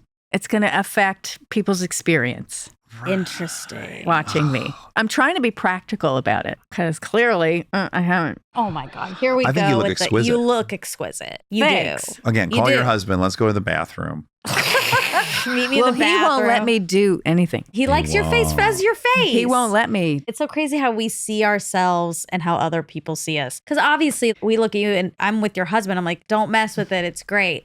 But I look in the mirror and I'm like, okay, I got chin filler. You start looking and you're like, okay, I think I can start Just rearrange this a manipulating little things bit. just a Wow. tiny bit. And then you do it and you're like, I like it. Yeah. Well, I did get Botox. Yeah, sure. Yeah, that's age the 60. basic. Okay. At 60 for the Well, first time. I went to the doctor and he's like, wait a minute, I've never checked the box for first time in LA. You're unique. And then I hear unique is a euphemism for idiot. Okay, Or- sure. But I really relate to like this bizarre zone your brain goes into where you go, in some weird way, am I not being professional? Yes. I signed up to be a fucking actor. Right. I got to be pleasing to people to look at. Do I That's have part an of my job. obligation? Why am I Yeah. acting like that's not part of Oh, my job, that wow. I'm above this? And I look at peers and I go, yeah, they're doing what you're supposed to do. It's a very entangled experience. Well, another part of me wants people to then just get used to me older. of course. that's all. Yeah. I was going to say, do you have pride? On the other end of it is pride. Like, I haven't done anything, guys. That's cool. It's I'm walking not through pride. this. It's not. Because I don't judge anyone for Yeah. doing it. I Yeah. get it. And a lot of people look fantastic. Sure. But I also am afraid that if it doesn't heal right, Yeah, it's Yeah. scary. I look older and, And not altered, like you. Yeah. You know, Older and fucked up. I think it's more complicated than people give it credit. They're just evaluating it in terms of vanity, which is fair. Some of it's vanity, but some of it's also like, you do certain things. If you're a pilot, you get LASIK. There's things that people do. that's true. And you have this occupation. Your face is the job. But what's the obligation for people to see us as young? Why Well, is that it's not young? owed? It's maintained. Interesting. Because once there's work that is not trying to make you look 20, AI can do that for me. True. But it's just making you look looked Put after, cared together. for, Pruned. kept up. Yeah. I've got some Complicated. stuff in my fridge. Let's play with some injections before you go. Yeah, gonna give you a injections are the tattoo. safest thing to do. I'm going to give you some injections and then give you a tattoo. I think the surgery. When thank your husband you. says, how was the podcast? You go, I don't know what I don't happened. know what happened. I'm a new person. I was like, what's going on with your jaw? It felt like it was okay for some reason. And so I think it's his height. I just trusted him. I have no other explanation he's than very he's tall. commanding. Okay, another question I had is, when it became so publicized how much money you guys were making, did you witness any impact on your interpersonal relationships and that being so public? Was there fallout from that? So again, I think that's another one that's like, it's probably more complicated than people would fantasize about. Family and friends. No, I think it was always, if you're going to be an actor, the hope is that you make enough. To not do another And job. this was like, the show's really good and you're good, but this is winning a lottery. That's how it was sort of looked at. But you mean like asking for money and doing stuff? If it did, I'm not remembering. Yeah, it or wasn't a that's big what's thing. not registering to me. The only, there were, I don't remember what I was even going to say. Okay. Because I thought of one thing, then another thing, knocked it out. And then, but there was something. Damn. Maybe on your next trip. Okay. Here. Oh, I know what it was. Okay. The thing is, I think for all of us, and especially at that time, right? It's like 20 years ago. That's when it was money being The last 2 years. publicized. Yeah. That it's, I don't want people to know that. And for me, the biggest impact was at my son's schools. As he was getting older, our society was moving into what's privilege class, where the other people in his school had assumptions about His his lifestyle, family yeah. based on what's been known. Public knowledge. Yeah. Yes. You guys fly Yes. private to Aspen on Christmas. Right. And that's that. Not once, but right. Yeah. Yeah. And also, what they didn't know was that some of their other classmates' families We're billionaires. billionaires. Yeah, right. Yeah. But it's not known. My son's getting a lot of shit for being privileged. And then it was, hey, cool. I thought you'd get a new car. You got the old soccer mom car. Yeah. I wonder if you felt a discernible lack of compassion towards you at any point because you were just known to Well, have all yes. this money. Who the fuck's going to ever feel bad for you again because you have all this money? Sure. And I mean, I don't need anyone feeling bad for me. Right. Let's say that. Well, I like compassion. Okay. Yeah. When I'm going through When you a deserve hard it. time, the people that I've loved and been there for, I would want them to be there You're for still me. a person. Yes. Oh, I know what you're saying. Sometimes there's been hints of, if there's a stressful time around something personal, sometimes I feel a whisper of, well, But also, you're rich. You can afford to do this. Buy your way out of Okay. this problem. Yeah. Yeah, I know. To buy your way out of this emotional All right. problem. This problem with your husband, have you thought about giving him a couple $1 million? See if that makes it go away. And then it's just, of course, that's what's plaguing you right now. Maybe I need to have a little more empathy about that. But the only time ever I did a Who Do You Think You Are? Because I produced the show and I was the first one to shoot it. And I'm in Belarus and learning about how my family was killed by death squads during the Holocaust. Your dad's grandmother, your great-great-grandmother. Yes, great-grandmother and kids and family and the whole town. And so I'm learning about that and I'm talking to this old woman who had been there. She's not Jewish. That's why she survived. And I'm just surrounded by this whole darkness of it and getting slightly angry. So this woman in between shooting in Russian and she just said, "You're from America? Yeah. You have nice teeth." Oh, boy. And I went, yeah, she didn't have any teeth at all in her head. I said, yeah. And she said, "You're rich?" Oh, boy. And I said, yes, I am. And I was so It's kind of undeniable. Yes, I am. Yeah. Yeah. I'm so proud of that at this moment. Yes. Because all these people were murdered, and then my grandmother, they came over, they And had you're still nothing. here. Here you are and you're rich. And that yes. it was the only time in my life that I Yes. felt like, yes, Yeah. I'm rich.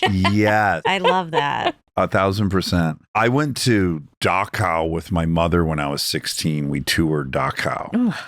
And I really recommend everyone have that experience because talk about the stuff we can't figure out or we don't understand really what's going on. To stand someplace where it is still so physically accessible that the weight is so palpable is fucking weird. I've never had an experience anywhere else in my life like it where after an hour there you're like, oh my God, I gotta get the fuck out of here. I've never been, I don't know if I can handle it. Yeah. And I could barely handle that. But I was really surprised by my reaction to being around someone who survived it, then later came back and placed a monument where the mass grave was.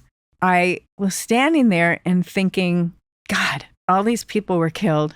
And then there were the people who were shooting, who have to have had moments Oh, yeah. later on where they went, what did I do? Yeah. I'm sure a lot of them just went, Jews, they had it coming. But how many lives were ruined on all sides? It's convenient to think of that group of people as some other group of people that were evil and stuff. They were normal people that were in a system and they played their role. And yeah, I imagine, of course, there's some monsters that were like, we didn't get enough. And then I think more often people were like, now there's a new reality and now I see it. And what the fuck happened? Yeah. And I was under the spell of this. Even if for like 5 minutes when that veil is lifted, it's torture. And then they can go back and tell themselves the same story to get through it. And these weren't Nazis either, weren't. necessarily. A lot of times it was local police Yeah. who were happy to help. Anyway, sorry. We just My got last there. You friend's see? question- Me at a dinner party. No. Isn't it funny? We like That's what this we'd like to part. do. Yeah, it's almost sadistic, but we like Yeah, this it part. is. My last, it's kind of related. I only bring it up because I wasn't on a cultural phenom, but I was on Parenthood for 6 years. Yeah. And I fucking love those people so much. And I hadn't seen the show, I guess, in 8 years or whatever it was. And my daughters, I don't know if they wanted to see it or I suggested it, but we watched it on a vacation last year. From the second it started, the title sequence, I started crying. And it was the most cathartic, wonderful. I got to experience it in a way I almost couldn't when I was doing it. I've heard you say a couple times that you were unable to watch Friends. Yeah, to watch myself. Well, what I really liked is I have a bit of the same fear, which is like, I mostly just don't want to get caught watching myself. Well, there's that too. Yeah, that's Yeah, an element yeah. of it. What It's the like hell? so humiliating. So you didn't watch it. I didn't. First couple seasons, we'd go to Courtney's and watch it every Thursday night. I almost said the wrong night. Yeah, must see. Must I was see just Wednesdays. making up a word. It's like it's every week, I don't know. Just make Every up a Saturday word. morning we get Wednesday together, as a day. watch the show every Saturday morning. For when it's aired. example, every Wednesday, whatever it was on. I don't know. Whatever. No one remembers. Thursday night. We'd watch it every week and then too busy and I was pregnant. I don't know. I just stopped watching and there are episodes I've never seen. Wow. And it's almost impossible to avoid. If any show is on at all times of the day. Oh my In fact, God. one of the only fights I ever got in when I was still dating Kristen, we didn't live together yet. I went to her house, and this is back when a DVR only had like 20 hours of storage. And I like go to watch some show we had, and she had all these roommates, and someone had recorded and put a season's pass on Friends. And I'm yelling in the house. I'm like, whoever put this on the DVR, you don't need to. Just turn the TV on. It's on. You don't need to record it. It's literally on all day. you need to record and then Amy it. Hansen, I our know. sweetest friend, came around the And corner. a She true goes, angel. an angel. She goes, I'm sorry. And I go, you were doing it. You should definitely keep recording. I felt so terrible. Yeah, that's the worst thing you've But ever anyways, done. you can't even avoid that. You can't go channel surfing and not see it. It's so That's right. comforting. Yeah. But you started watching it again. Well, when Matthew passed away, I started watching. I mean, there were marathons. It was part of the process for me. And boy, I really appreciated it and how fun. Well, I knew he was funny always anyway. Yeah. I Yeah, never- Conan knows the most. Well, She humiliated him. if for and no other emasculated him. reason than to torture Conan. But he just was so funny. And I'm like, God, LeBlanc is hilarious. Oh, Jennifer, my God, that's so good. Yeah. Come on, Courtney. How are you never nominated for an Emmy? That's insane. And Schwimmer, yes. Oh my God. Come on. It was just this whole appreciation. I went, I got to watch all of them. Did you cry when you were watching it?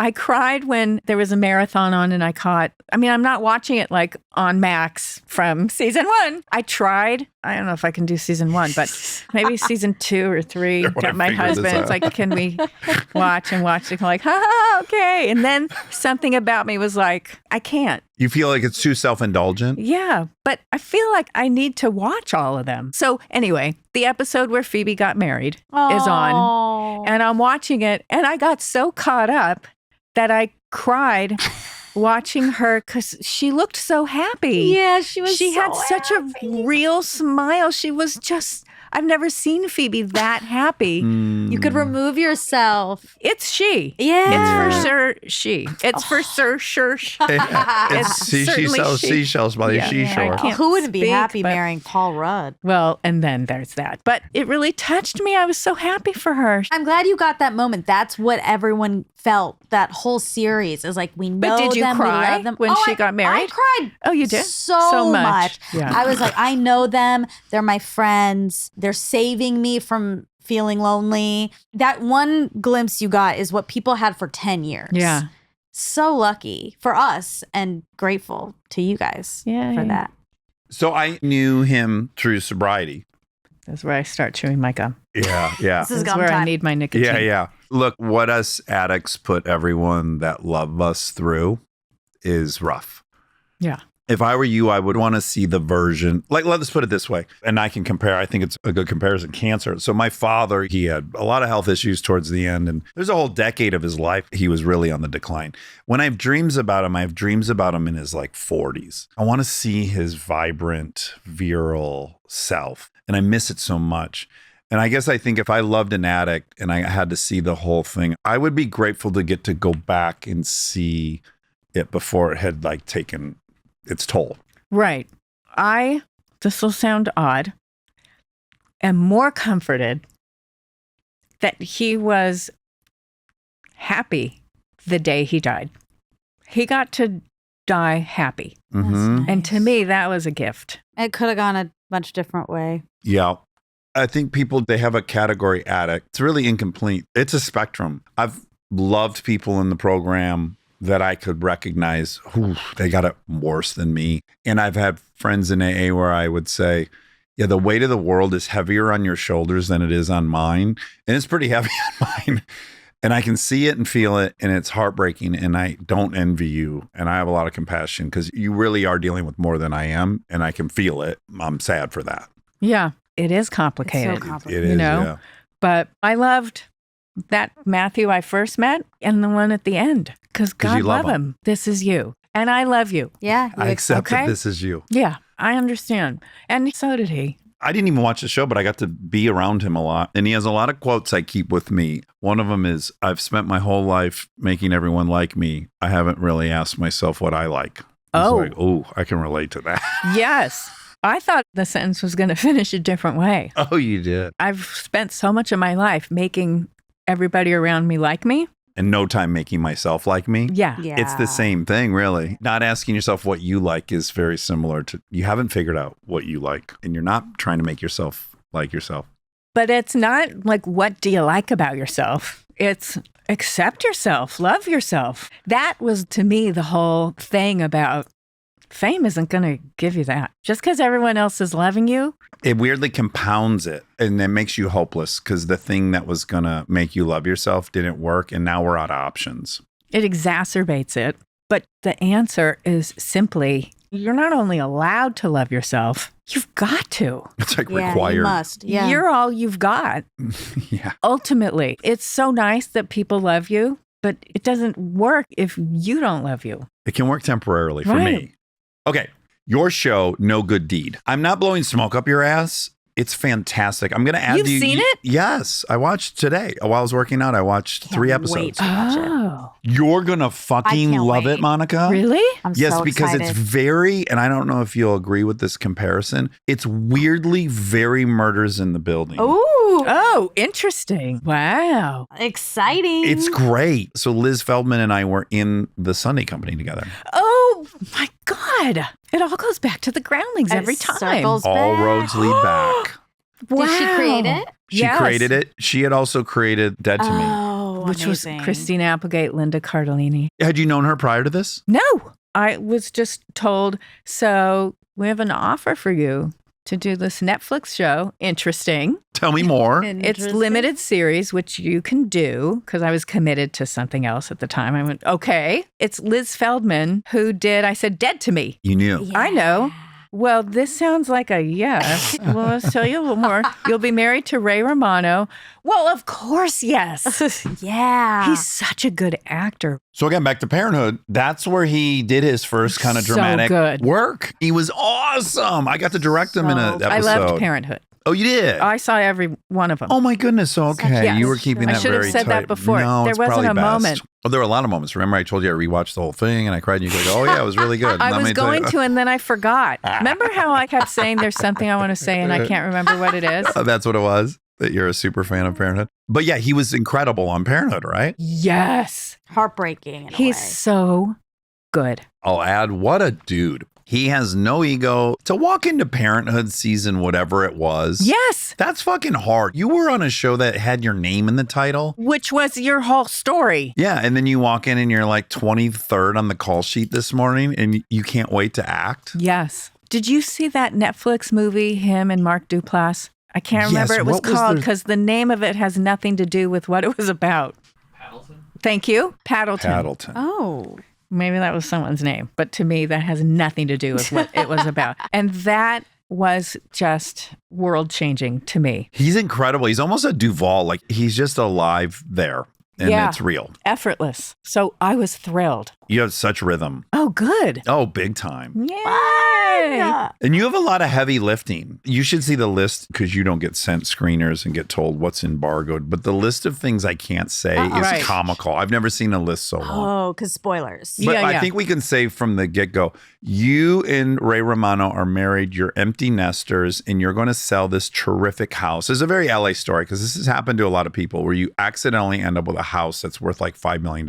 And they're in this situation and they're going to sell the house. And it's a great device. You meet all these characters that are coming in to tour the house and they all want it. And by the way, the house is so great. Yeah. It made me want the house so bad. Me too. It's perfectly beautiful. That was a set on 2 stages. The first floor is on one stage, Ooh. second floor is on another stage. But you have heavy lifting without So giving you're selling the anything house. away. Is that all we can say? And there's some secrets. Okay. There's a lot There's of secrets. stuff going on. It's my favorite kind of story where it's unraveling. You're just 2 people selling a house. You're having a great. Then this weird thing happens and this happens and this happens. These people are weird. And all this stuff is getting kind of peeled back in every episode. You're like, oh, okay. But first and foremost, and this is the thing I was saying about you living in your house for so long, I can really relate to, without knowing anything else, just the notion of handing over this place that has given you almost all of your most beautiful memories is such a bizarre notion when I think about our own house right now and like all the memories we're having with these little kids, it's a very weird thing to do. To me, the woman I'm playing has got to be unstable because that's nothing like me. You could walk away from your house of 27 years right now and be Yeah. fine. Wow. You're a Not psychopath. fine, but Okay. well, home are the people you're with. And That's true. you claim a space. So wherever we live next, I'll claim it.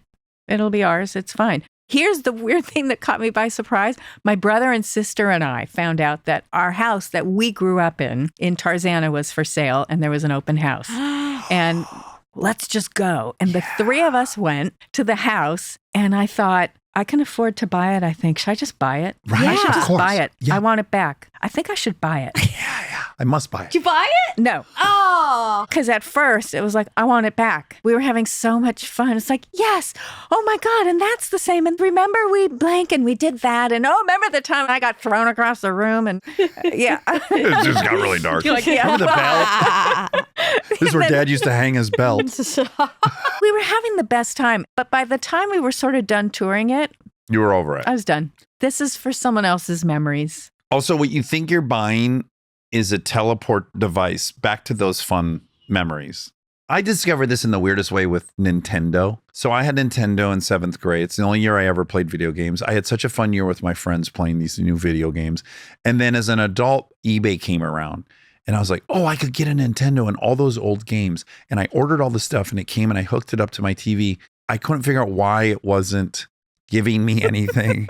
And I realized it's not the game I missed. It's 7th grade I miss. It's like my friends and I doing the thing. And I think I can get it back by having this object. It's what you cared about while you were playing that game. But truly, the show's fucking fantastic. That's great. I don't have objectivity. I watched Yeah. the first one and immediately forgot I was in it and when I can't wait to see the next one. Oh. So that to me was a great sign. That's a huge sign. Yeah. By the way, blew through your wife's show. Who didn't? Everyone did. Literally everyone. You know who mostly blew through it?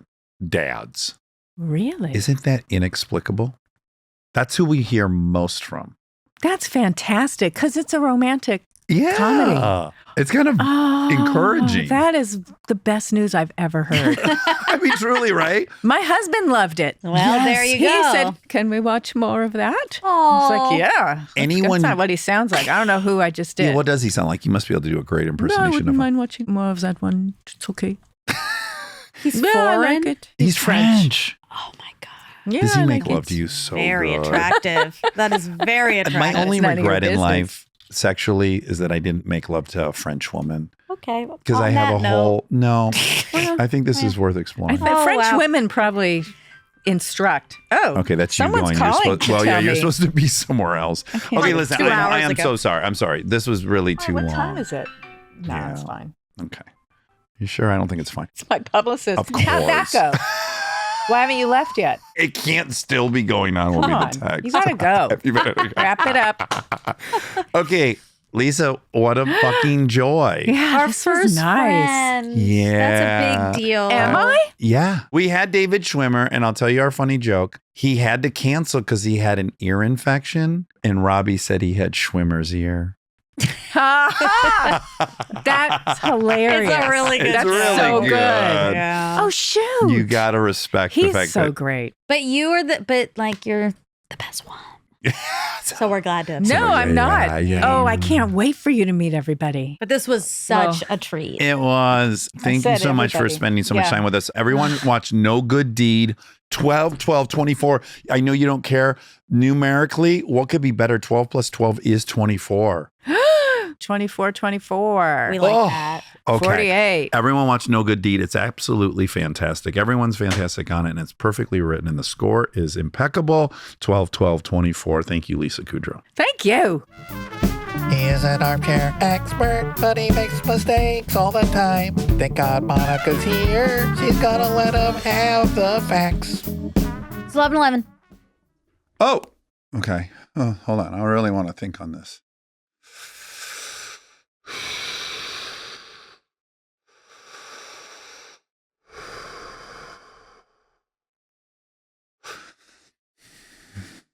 Did you have one? Yeah. Oh, wow. I want to know so bad. Don't you want to know?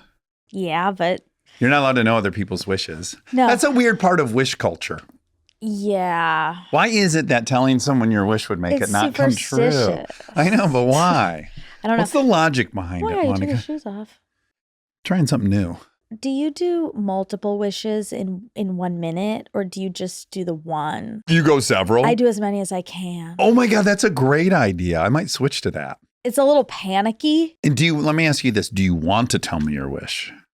Is that another part of it? Like, I want to know it. My hunch is you want to tell me. No, not really. Oh. Okay, great. They're pretty basic. Like, my wishes are very similar to my prayers. Great hair, great skin. Can we pause for a second? There's a board issue. Oh, wonderful. It's not showing on the. What's a board issue? Oh, he's bored. You're He was bored? telling us that he's bored. I said we need a new topic. He should have some kind of button where he's back there and he's like, it's boring. Click. Does this mean we're recording or not?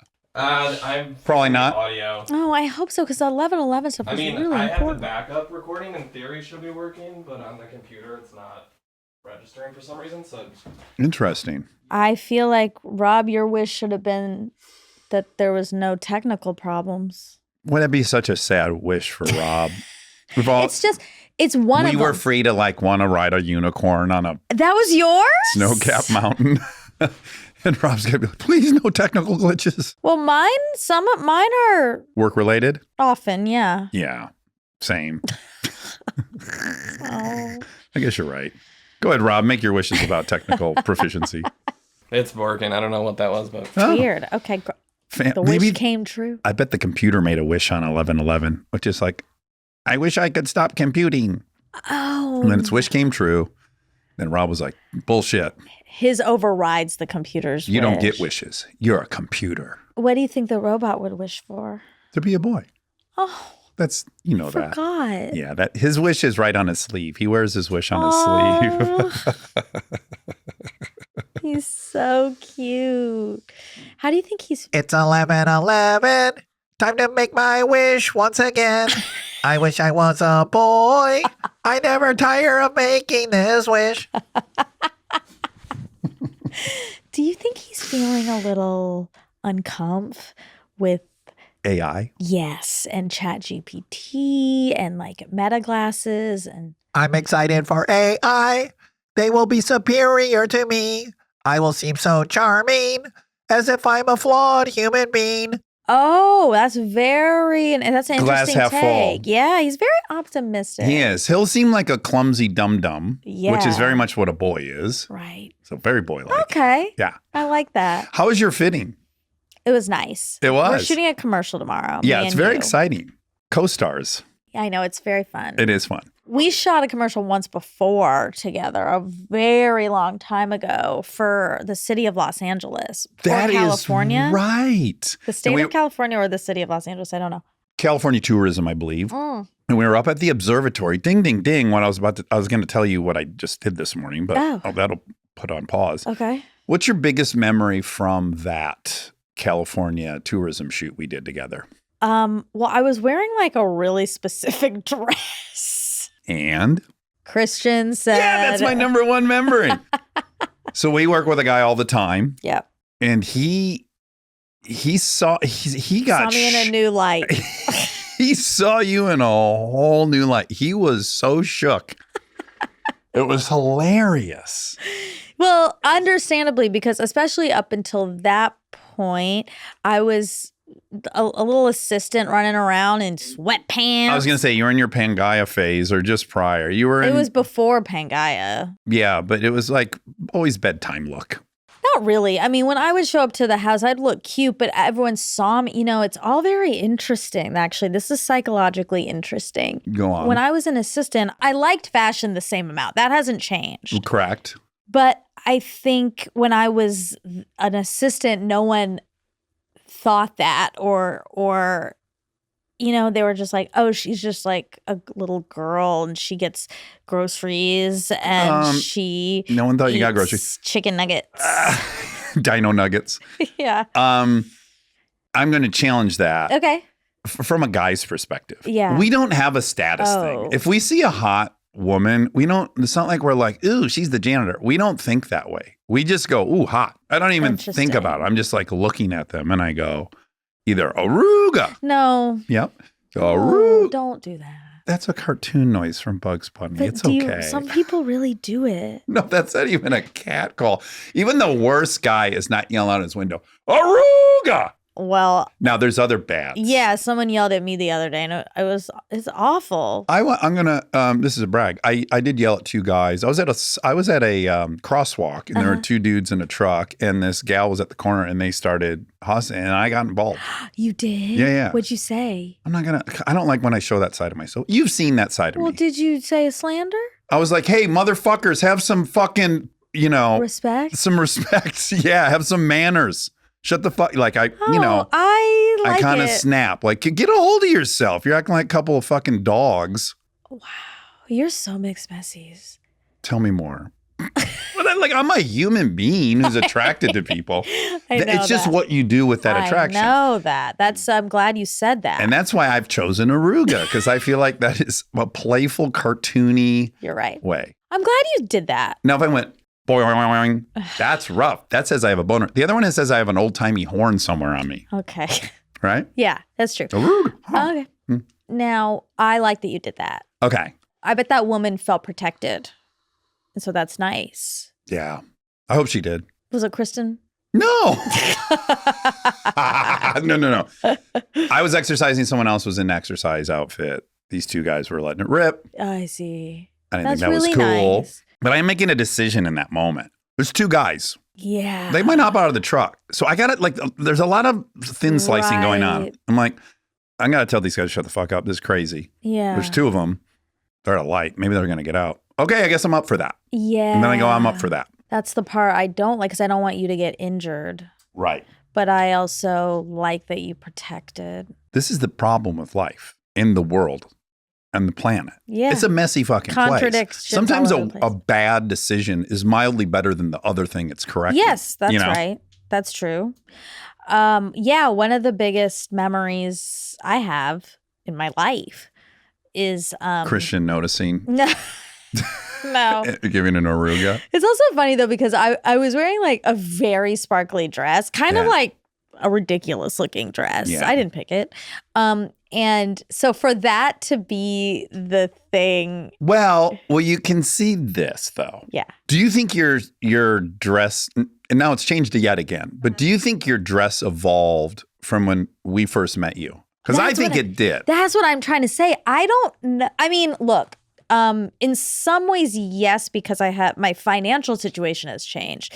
But I think your confidence situation changed a bit too. Oh, sure. I think you felt more comfortable being who you are, what you have. Yeah, but then the more oversized I get.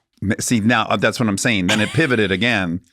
Now you're like, I'm in a sleeping bag. Yeah, and Yeah, it's yeah. so cute. Yeah.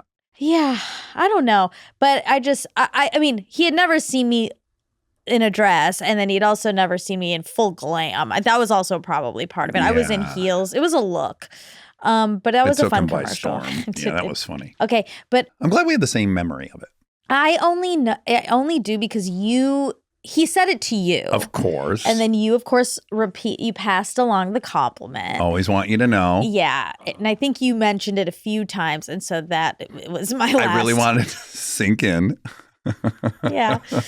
I'm going to add Christian's a handsome man. Very. Yeah. Yes. Very handsome man. Okay. But a memory I have, I was at a light. I think I've talked about this before, but I was at a light. It was red. It had a no turn on red sign. Right. And there was someone behind me and he was honking. Mm-hmm. And I was not going to move. Yeah. You won't be peer pressured. Yeah, but it was getting like aggressive. Uh-huh. And then there was a man on the street Yeah. and he like looked at the guy and was like, it's not, she can't go. Yeah. And I loved it. Yeah. We have a diminished role in this world, but one of the roles is to keep the younger cuckooer versions of ourselves in check out in public. They want to freak out in their house like Tonka, go nuts. But when you enter society, world. you got to tighten it up. Yeah, I think that is a good thing for men to Yeah. do for other men. Yeah.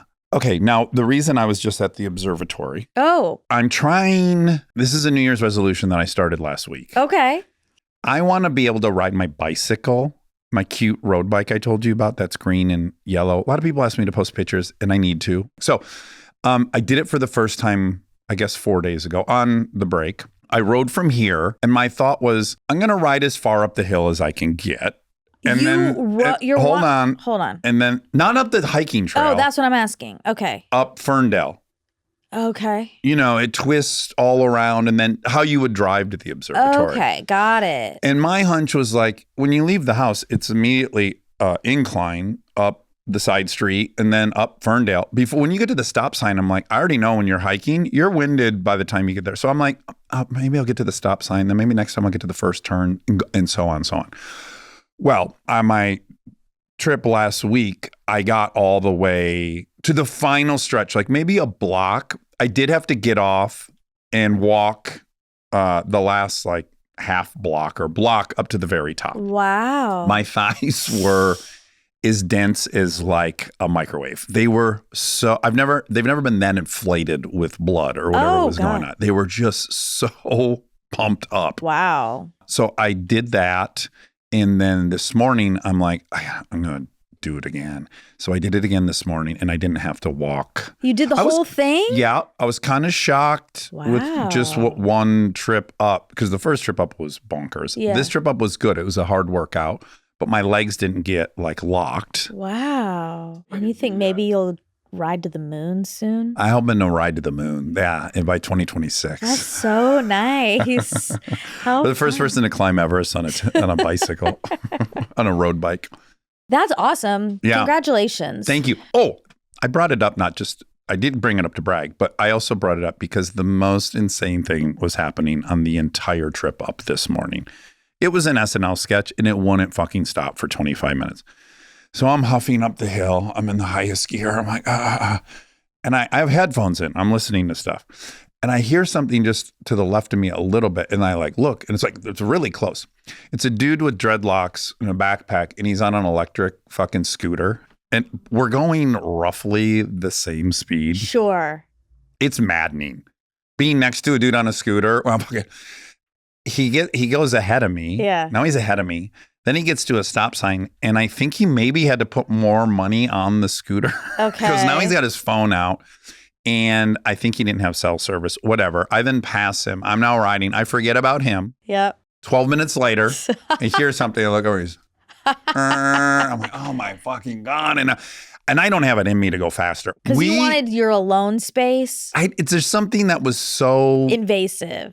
Well, it was the awkwardness of it, but then it was also the humiliation of a guy in this little scooter passing me. It's electric. I'm going like 3 miles an hour up this steep hill. It just was crazy. Imagine you see a guy taking a nap passing you on your hike. Like it just felt like that. Like, well, how is this guy and I doing the same thing? Yeah.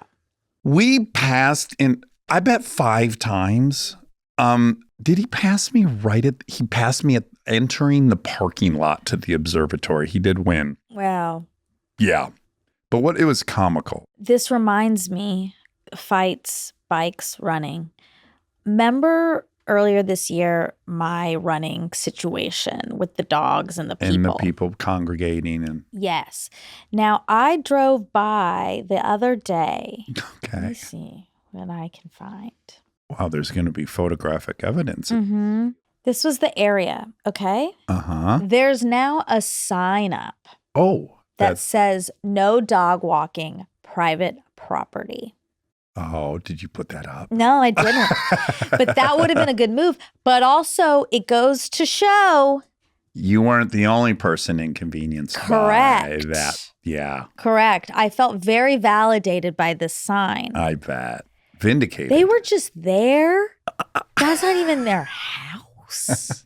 Oh my God. I didn't think ever that was their house. Did you? I guess if I was being generous, I thought maybe one of them, that was their area. Yeah. That was the thing that happened when we used to live on Los Feliz Boulevard. I would come out and someone would just be having like a picnic on the front yard. They'd have a blanket out.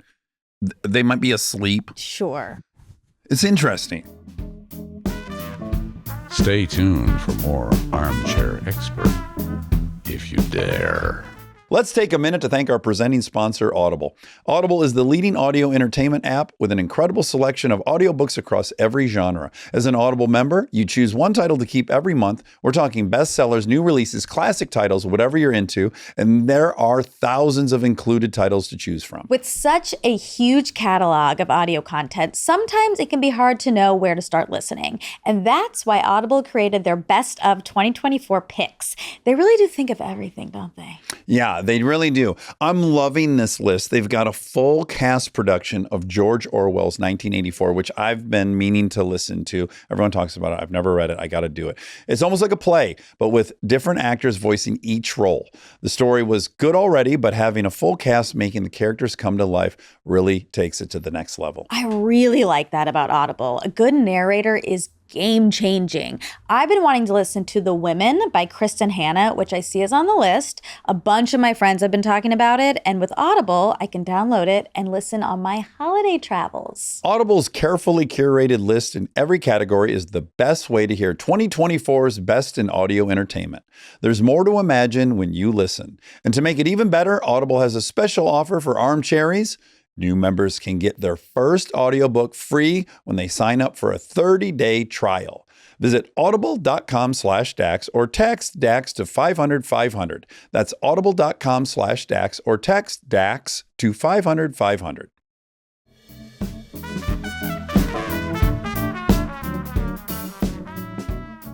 Okay. I have an update, sort of. Okay. Not really. And I wasn't really going to say this, but I am. A couple fact checks ago, we talked about a dream I had. Oh, yes. With Jagers. Cagers. JGs. JG. JG. Jake Gyllenhaal. Dream. A dream. Let's make it so clear that I was talking about a dream. That's right. I got a very disgusting email from somebody. Also, do not email me. Me? Me too. The less emails I get in general, the better. But this random person emailed me and said, I think you should read it. the subject is geez, ... be an adult, ! Okay. Then it just says, But really quick, just already, I want to have a grievance. yeah. This is the definition of being an adult. When you're a kid, you don't even think about this. This is exclusively for adults. So just right there, problem number one. Continue. Yeah. She said, go to your doctor and convey. Hold on. I know it's a woman. I know. Oh.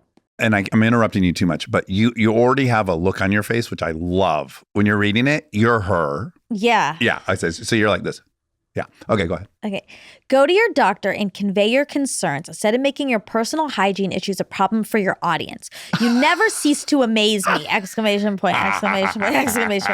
are such a constant child. Oh. Not go to a doctor because you know better, MD after your name, God, but you're tedious. Okay, so none of that makes any sense, and it's really mean. It's not grammatically great.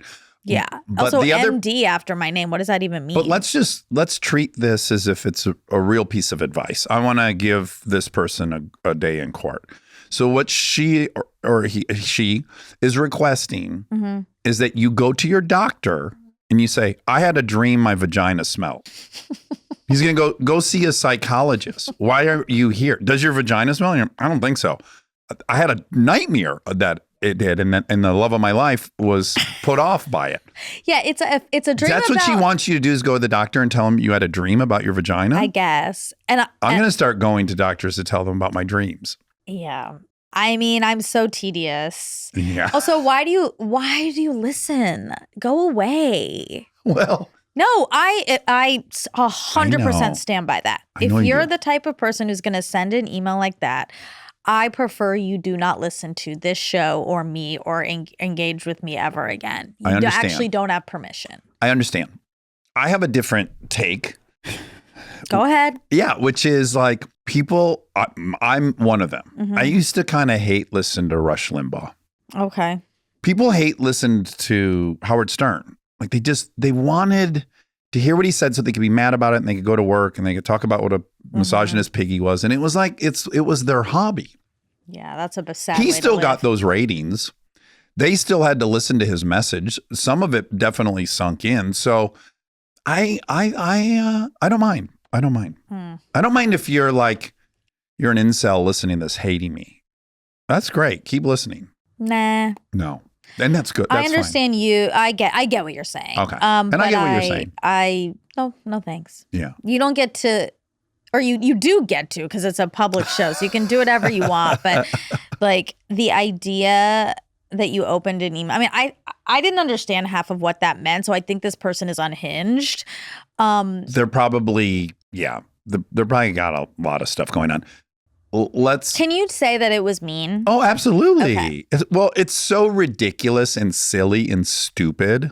Like, it's mostly just embarrassing. Mm-hmm. That email's so embarrassing. Right. If I sent that email to the host of a podcast and didn't want to accept she was talking about a dream, it's just it's embarrassing. But even not just the part about the go to the doctor, like, you're tedious, you never cease to amaze me, you're a child. Well, again, that to me confirms. So she has a story about you, which was at the end of the email. Her story about you is that you're tedious. Mm-hmm. And so anything you say is going to be tedious. So the fact that you said you had a dream, that has to be tedious, because her story about you is that you're tedious. And so she's backed herself into this crazy corner where what she's saying doesn't even make sense. Go see a doctor about your dream. It's so, I mean, it's such a stupid email. Yeah. Yeah. It's mean, but mostly it's stupid. Let's go into the psychology of it. Okay.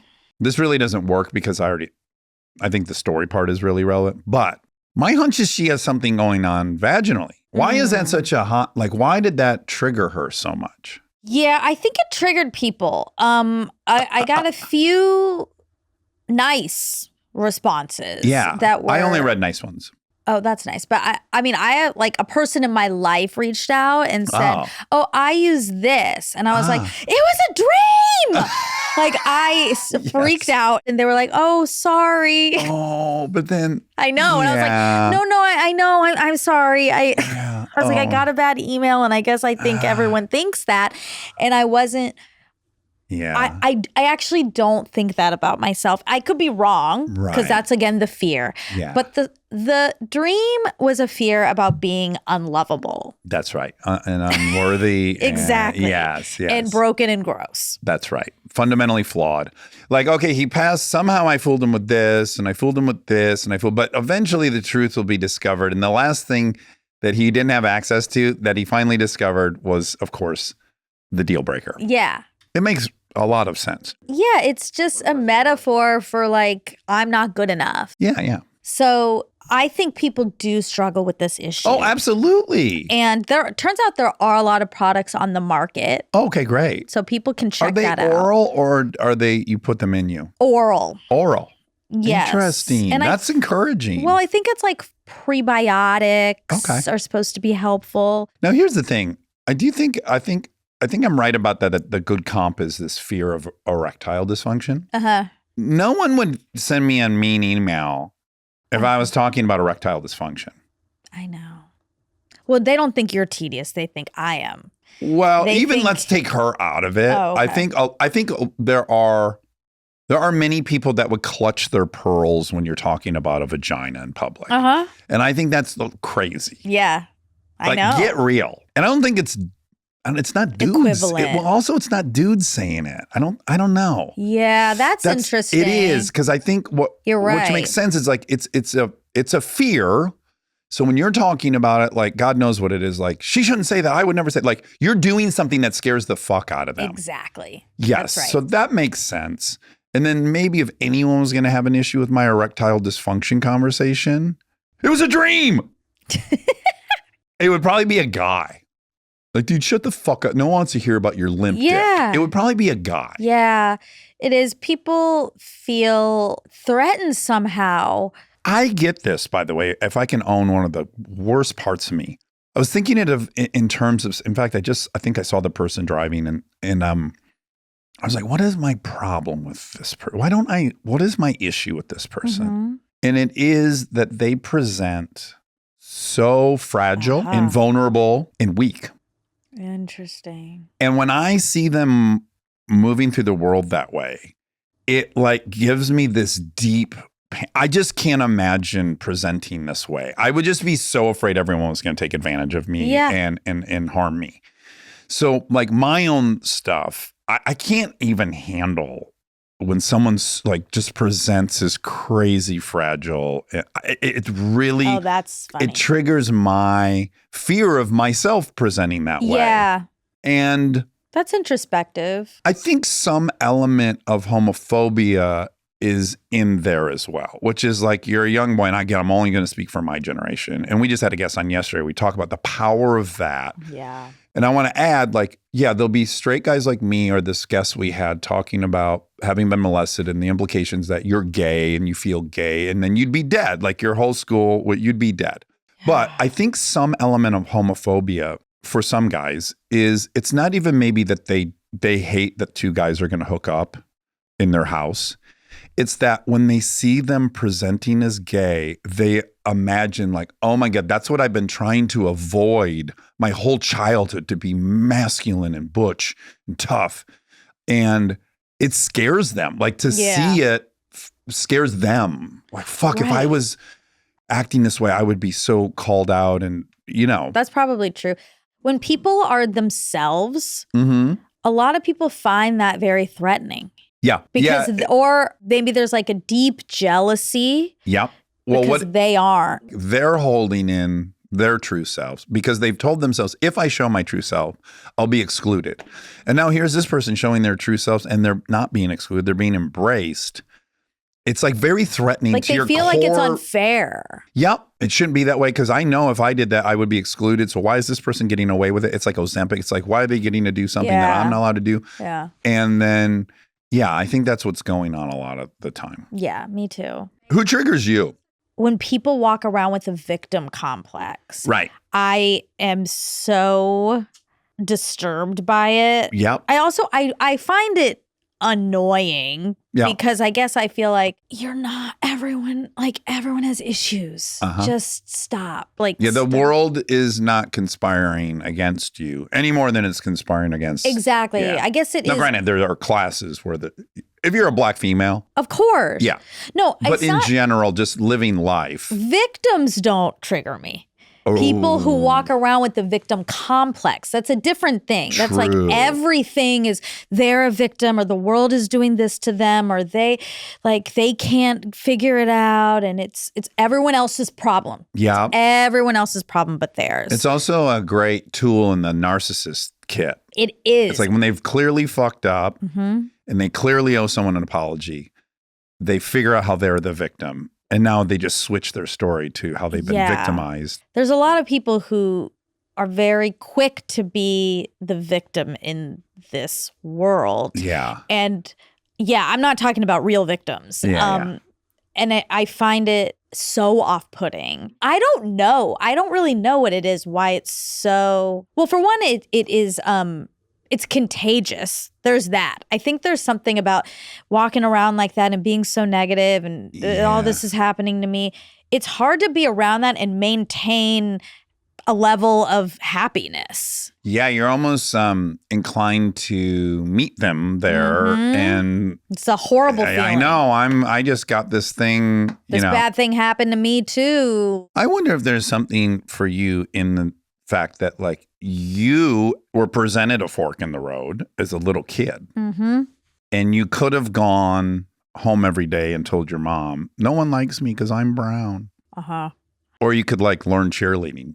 Right. And force them to be around you and like you. I was thinking that and I thought it sounded a little arrogant. So, but that, I do think that's what it is there's a part of me, and this isn't necessarily fair, but there's a part of me that thinks, I figured it out, so can you. Right. Again, not to everyone and not to people who are victimized. Sure. These are people who are victims in their brain. Yeah. There is a way to look at the world differently, and I know it from experience. I think for me, mine is ultimately incredibly self-centered because it's really just my irritation or fear that I would present that way. It just seems so unattractive that when I'm around it, I just can't stop thinking about how much I would hate to be presenting this way. Yeah. I mean, it's just a buzzkill to be around that all the time and to feel like you have to like be constantly Lifting up. lifting somebody up. Yeah.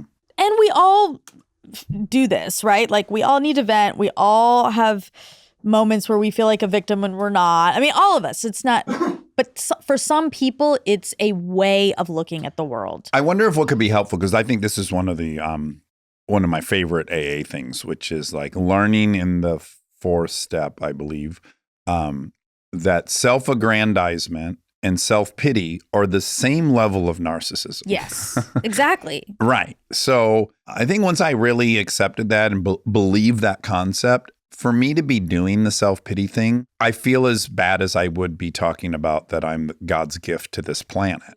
And so I'm just like, oh yeah, that's the same level of self-indulgence. Anyway, it was a dream. Yeah, it was a dream. Everything's tip top. Yeah. Jake G. Jagers. Jagers, Clean as a whistle. Don't be scared. Don't be scared. Have you ever smelt a spring field, Jagers? You ever smelt a warm apple pie coming out of the oven, Jagers? Because that's what you're getting into when you pull them slacks down. Okay. It's like opening the door to an oven. Oh my Get God. hit with a waft of warm apple pie. Warm apple pie. Oh, this is for Lisa Kudrow. Oh, I loved Lisa Kudrow. What a gift. What a gift. What a dream. What a What a gift. blessing. What a blessing. A Christmas miracle. My new over-indexed is blessing. You probably noticed God. it. Really? Yeah. I love calling things a blessing. Are you joking? I don't think there's that God's involved. Right. But I like what that means if you do believe God's involved. Like I Sure. understand what it means and I like that meaning. Yeah. Like this is otherworldly. This is really a special treat. So I say it a lot and I do wonder if it's confusing to people who know my stance on religion. Yeah, I'm sure it is. But I just feel like it really, really articulates what I feel a lot of times now. Okay. Increasingly so. I'm wearing a very fuzzy sweater and somehow it's just migrated into my mouth, I think. Or I don't know if it's That happened to me the psychosomatic other day. because I can see the little frizzies.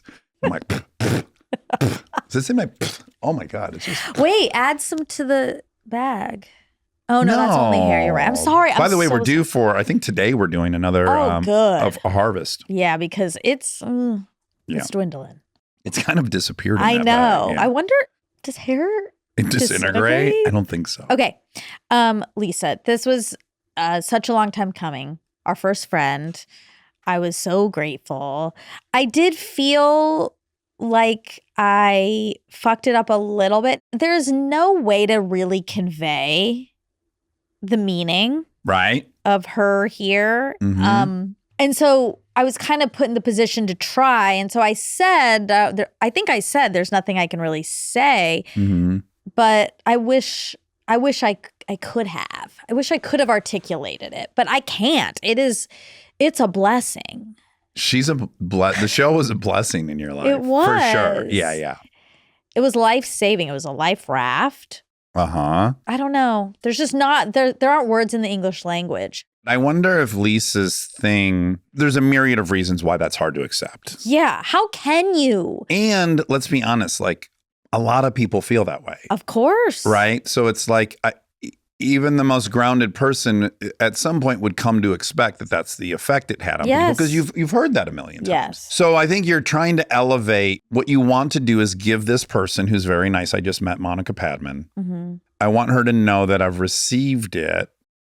Because really now I'm doing something for you, which is interesting because the goal is you want to do something for her, right? You want to tell her, I really am grateful for you. Yeah. Truly. Maybe that's the way to say it, by the way. That is a good way to say it. Yeah. Like I'm just personally grateful that on this trip, you were in my sphere and you just gave me so much relief and happiness. Okay. Right.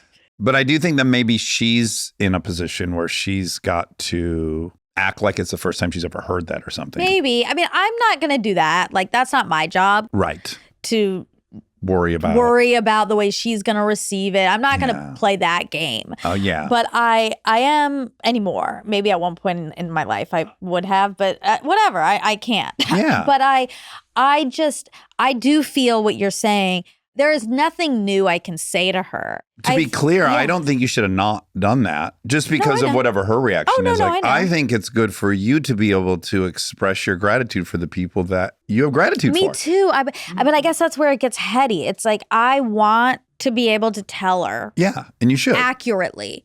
But I can't tell her accurately because I really do not have the physical words Right. to do so. You'd have to open your chest and invite her into your heart and let Yeah. her feel what it felt like Yes. and then release her. There's no way. Yeah. So everything you say just starts is sounding dumb and trite and falling short. And it's just like, what's the point of any of this anyway? And she hears it all the time. And is it for her? Like, is it for her or is it for me? I think it'd be okay if it was for you. Yeah, I don't think that would be bad. I guess. Yeah. I guess. I but think it'd be couldn't crazy do if you it. didn't tell people how much you appreciate them. I agree. And I think their people should reaction's do- their reaction. I just enjoy imagining what her reaction is or what she's going through, but in no way am I suggesting you shouldn't. I think you should do that always. Yeah, it's just hard to do in something so meaningful. Yeah. I think this happened with Matt Damon too. Same thing. It's like I can sit here and we can talk about the camping trip and that we can do it, but it's never gonna. Well, here's a darker examination of it. Is part of the frustration, because this is part of mine, is like, I know, Letterman, you've heard from people that they like your show.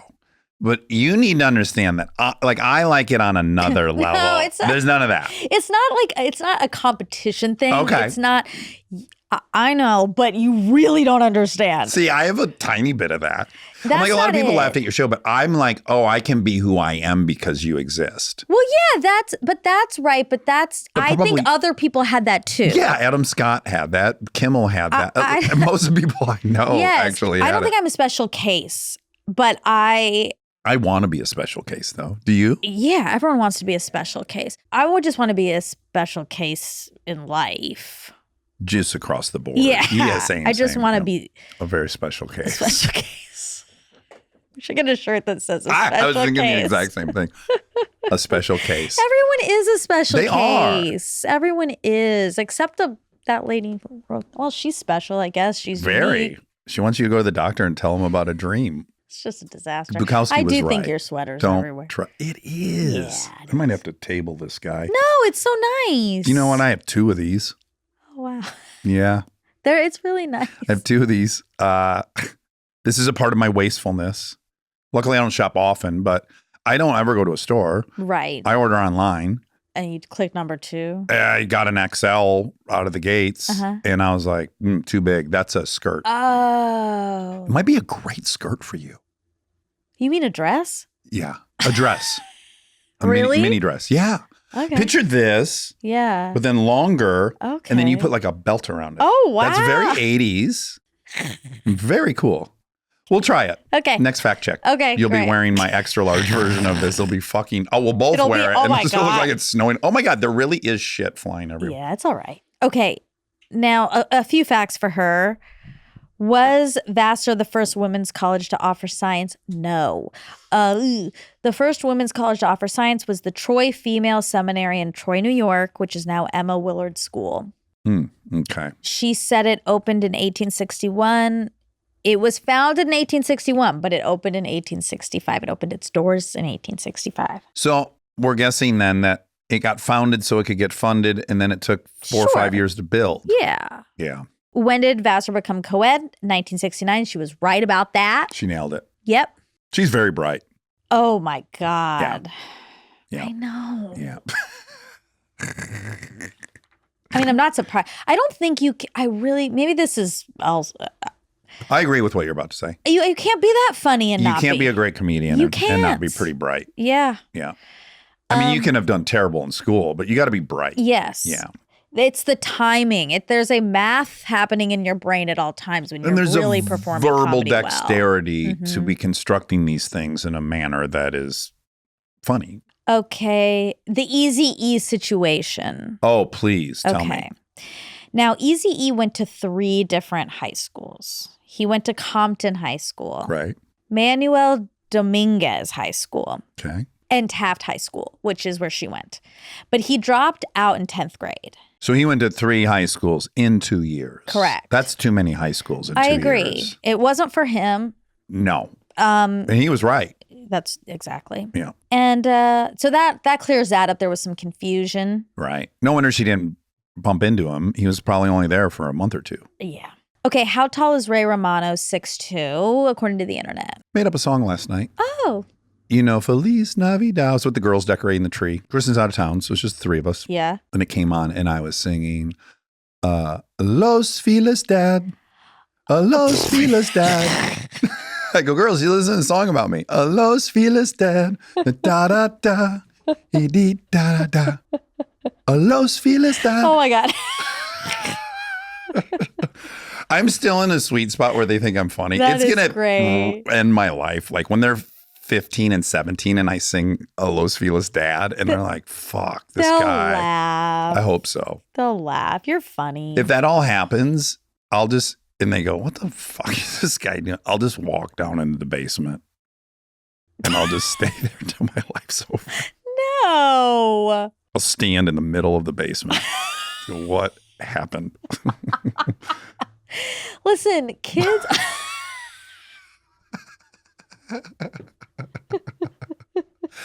What? I'm going to be like, what now? What the fuck am I? Listen, kids, can you prepare yourself a little bit that kids do grow up and And I'm not cool anymore? eye roll a little bit, Yeah. but it's loving. I think it's a great motivation for me to stay sharp. Okay, great. Yeah. I think it might prevent me from going down the road that many comedians do, which is like they just get less funny. Okay. But I'm going to be working wanna my stick with ass the off. time. Well, I got to keep these girls laughing. That's my Well, priority. that means you can't be doing comedy from 2024 in 10 years. You got to be like, that's not funny anymore to these people. That's right. I'll do that. Okay. You said impermeable border about the house, and you didn't know if you said it right. Impermeable means not allowing fluid to pass through, not liable to be affected by pain or distress. Okay. Does your right hemisphere control your left hand? Yes. Are cluster headaches due to damage to the hypothalamus? Yes, it's related. Are migraines worse for girls? Yes. Hemiplegic migraines, are they still called that? Hemiplegic? Yes. Okay. She knew a lot. Yeah. She made a little misstep with that science thing. What science thing? Vassar first. Oh, sure. But we can forgive But for the that. most part. They probably told her that. I'm sure. Yeah. I'm sure they did. That's on them. Yeah. I blame them. They were the first women's college to lie about being the first first to offer science. Yeah. That's a distinction. Big time. So that was her, and it was really just she's a blessing. She really is a blessing. She is. You can believe in the word blessing without believing in God. I know. I worry that people who truly believe in like blessings coming down from God, that they might think it's a joke. It's not. And it's not. No, I'm sincere about it. And I think they would be fine with it so long as they agreed it was a blessing. If I say the Big Mac's a blessing, although I think it is. Yeah, Look at it, man. It arrived in the 50s and it's still here. I know. It's a blessing. So if you're mad about that, then I guess. Send us an email. Send Monica an email. All right. And I'm just going to end on reminding everyone that it was a dream. That's a big, big dream. Yeah. Yeah. And that's that. And it's a warm apple pie. All right. Love you. Ooh, apple Okay. pie. Okay. Okay. My God. Good night. I love you. Love you.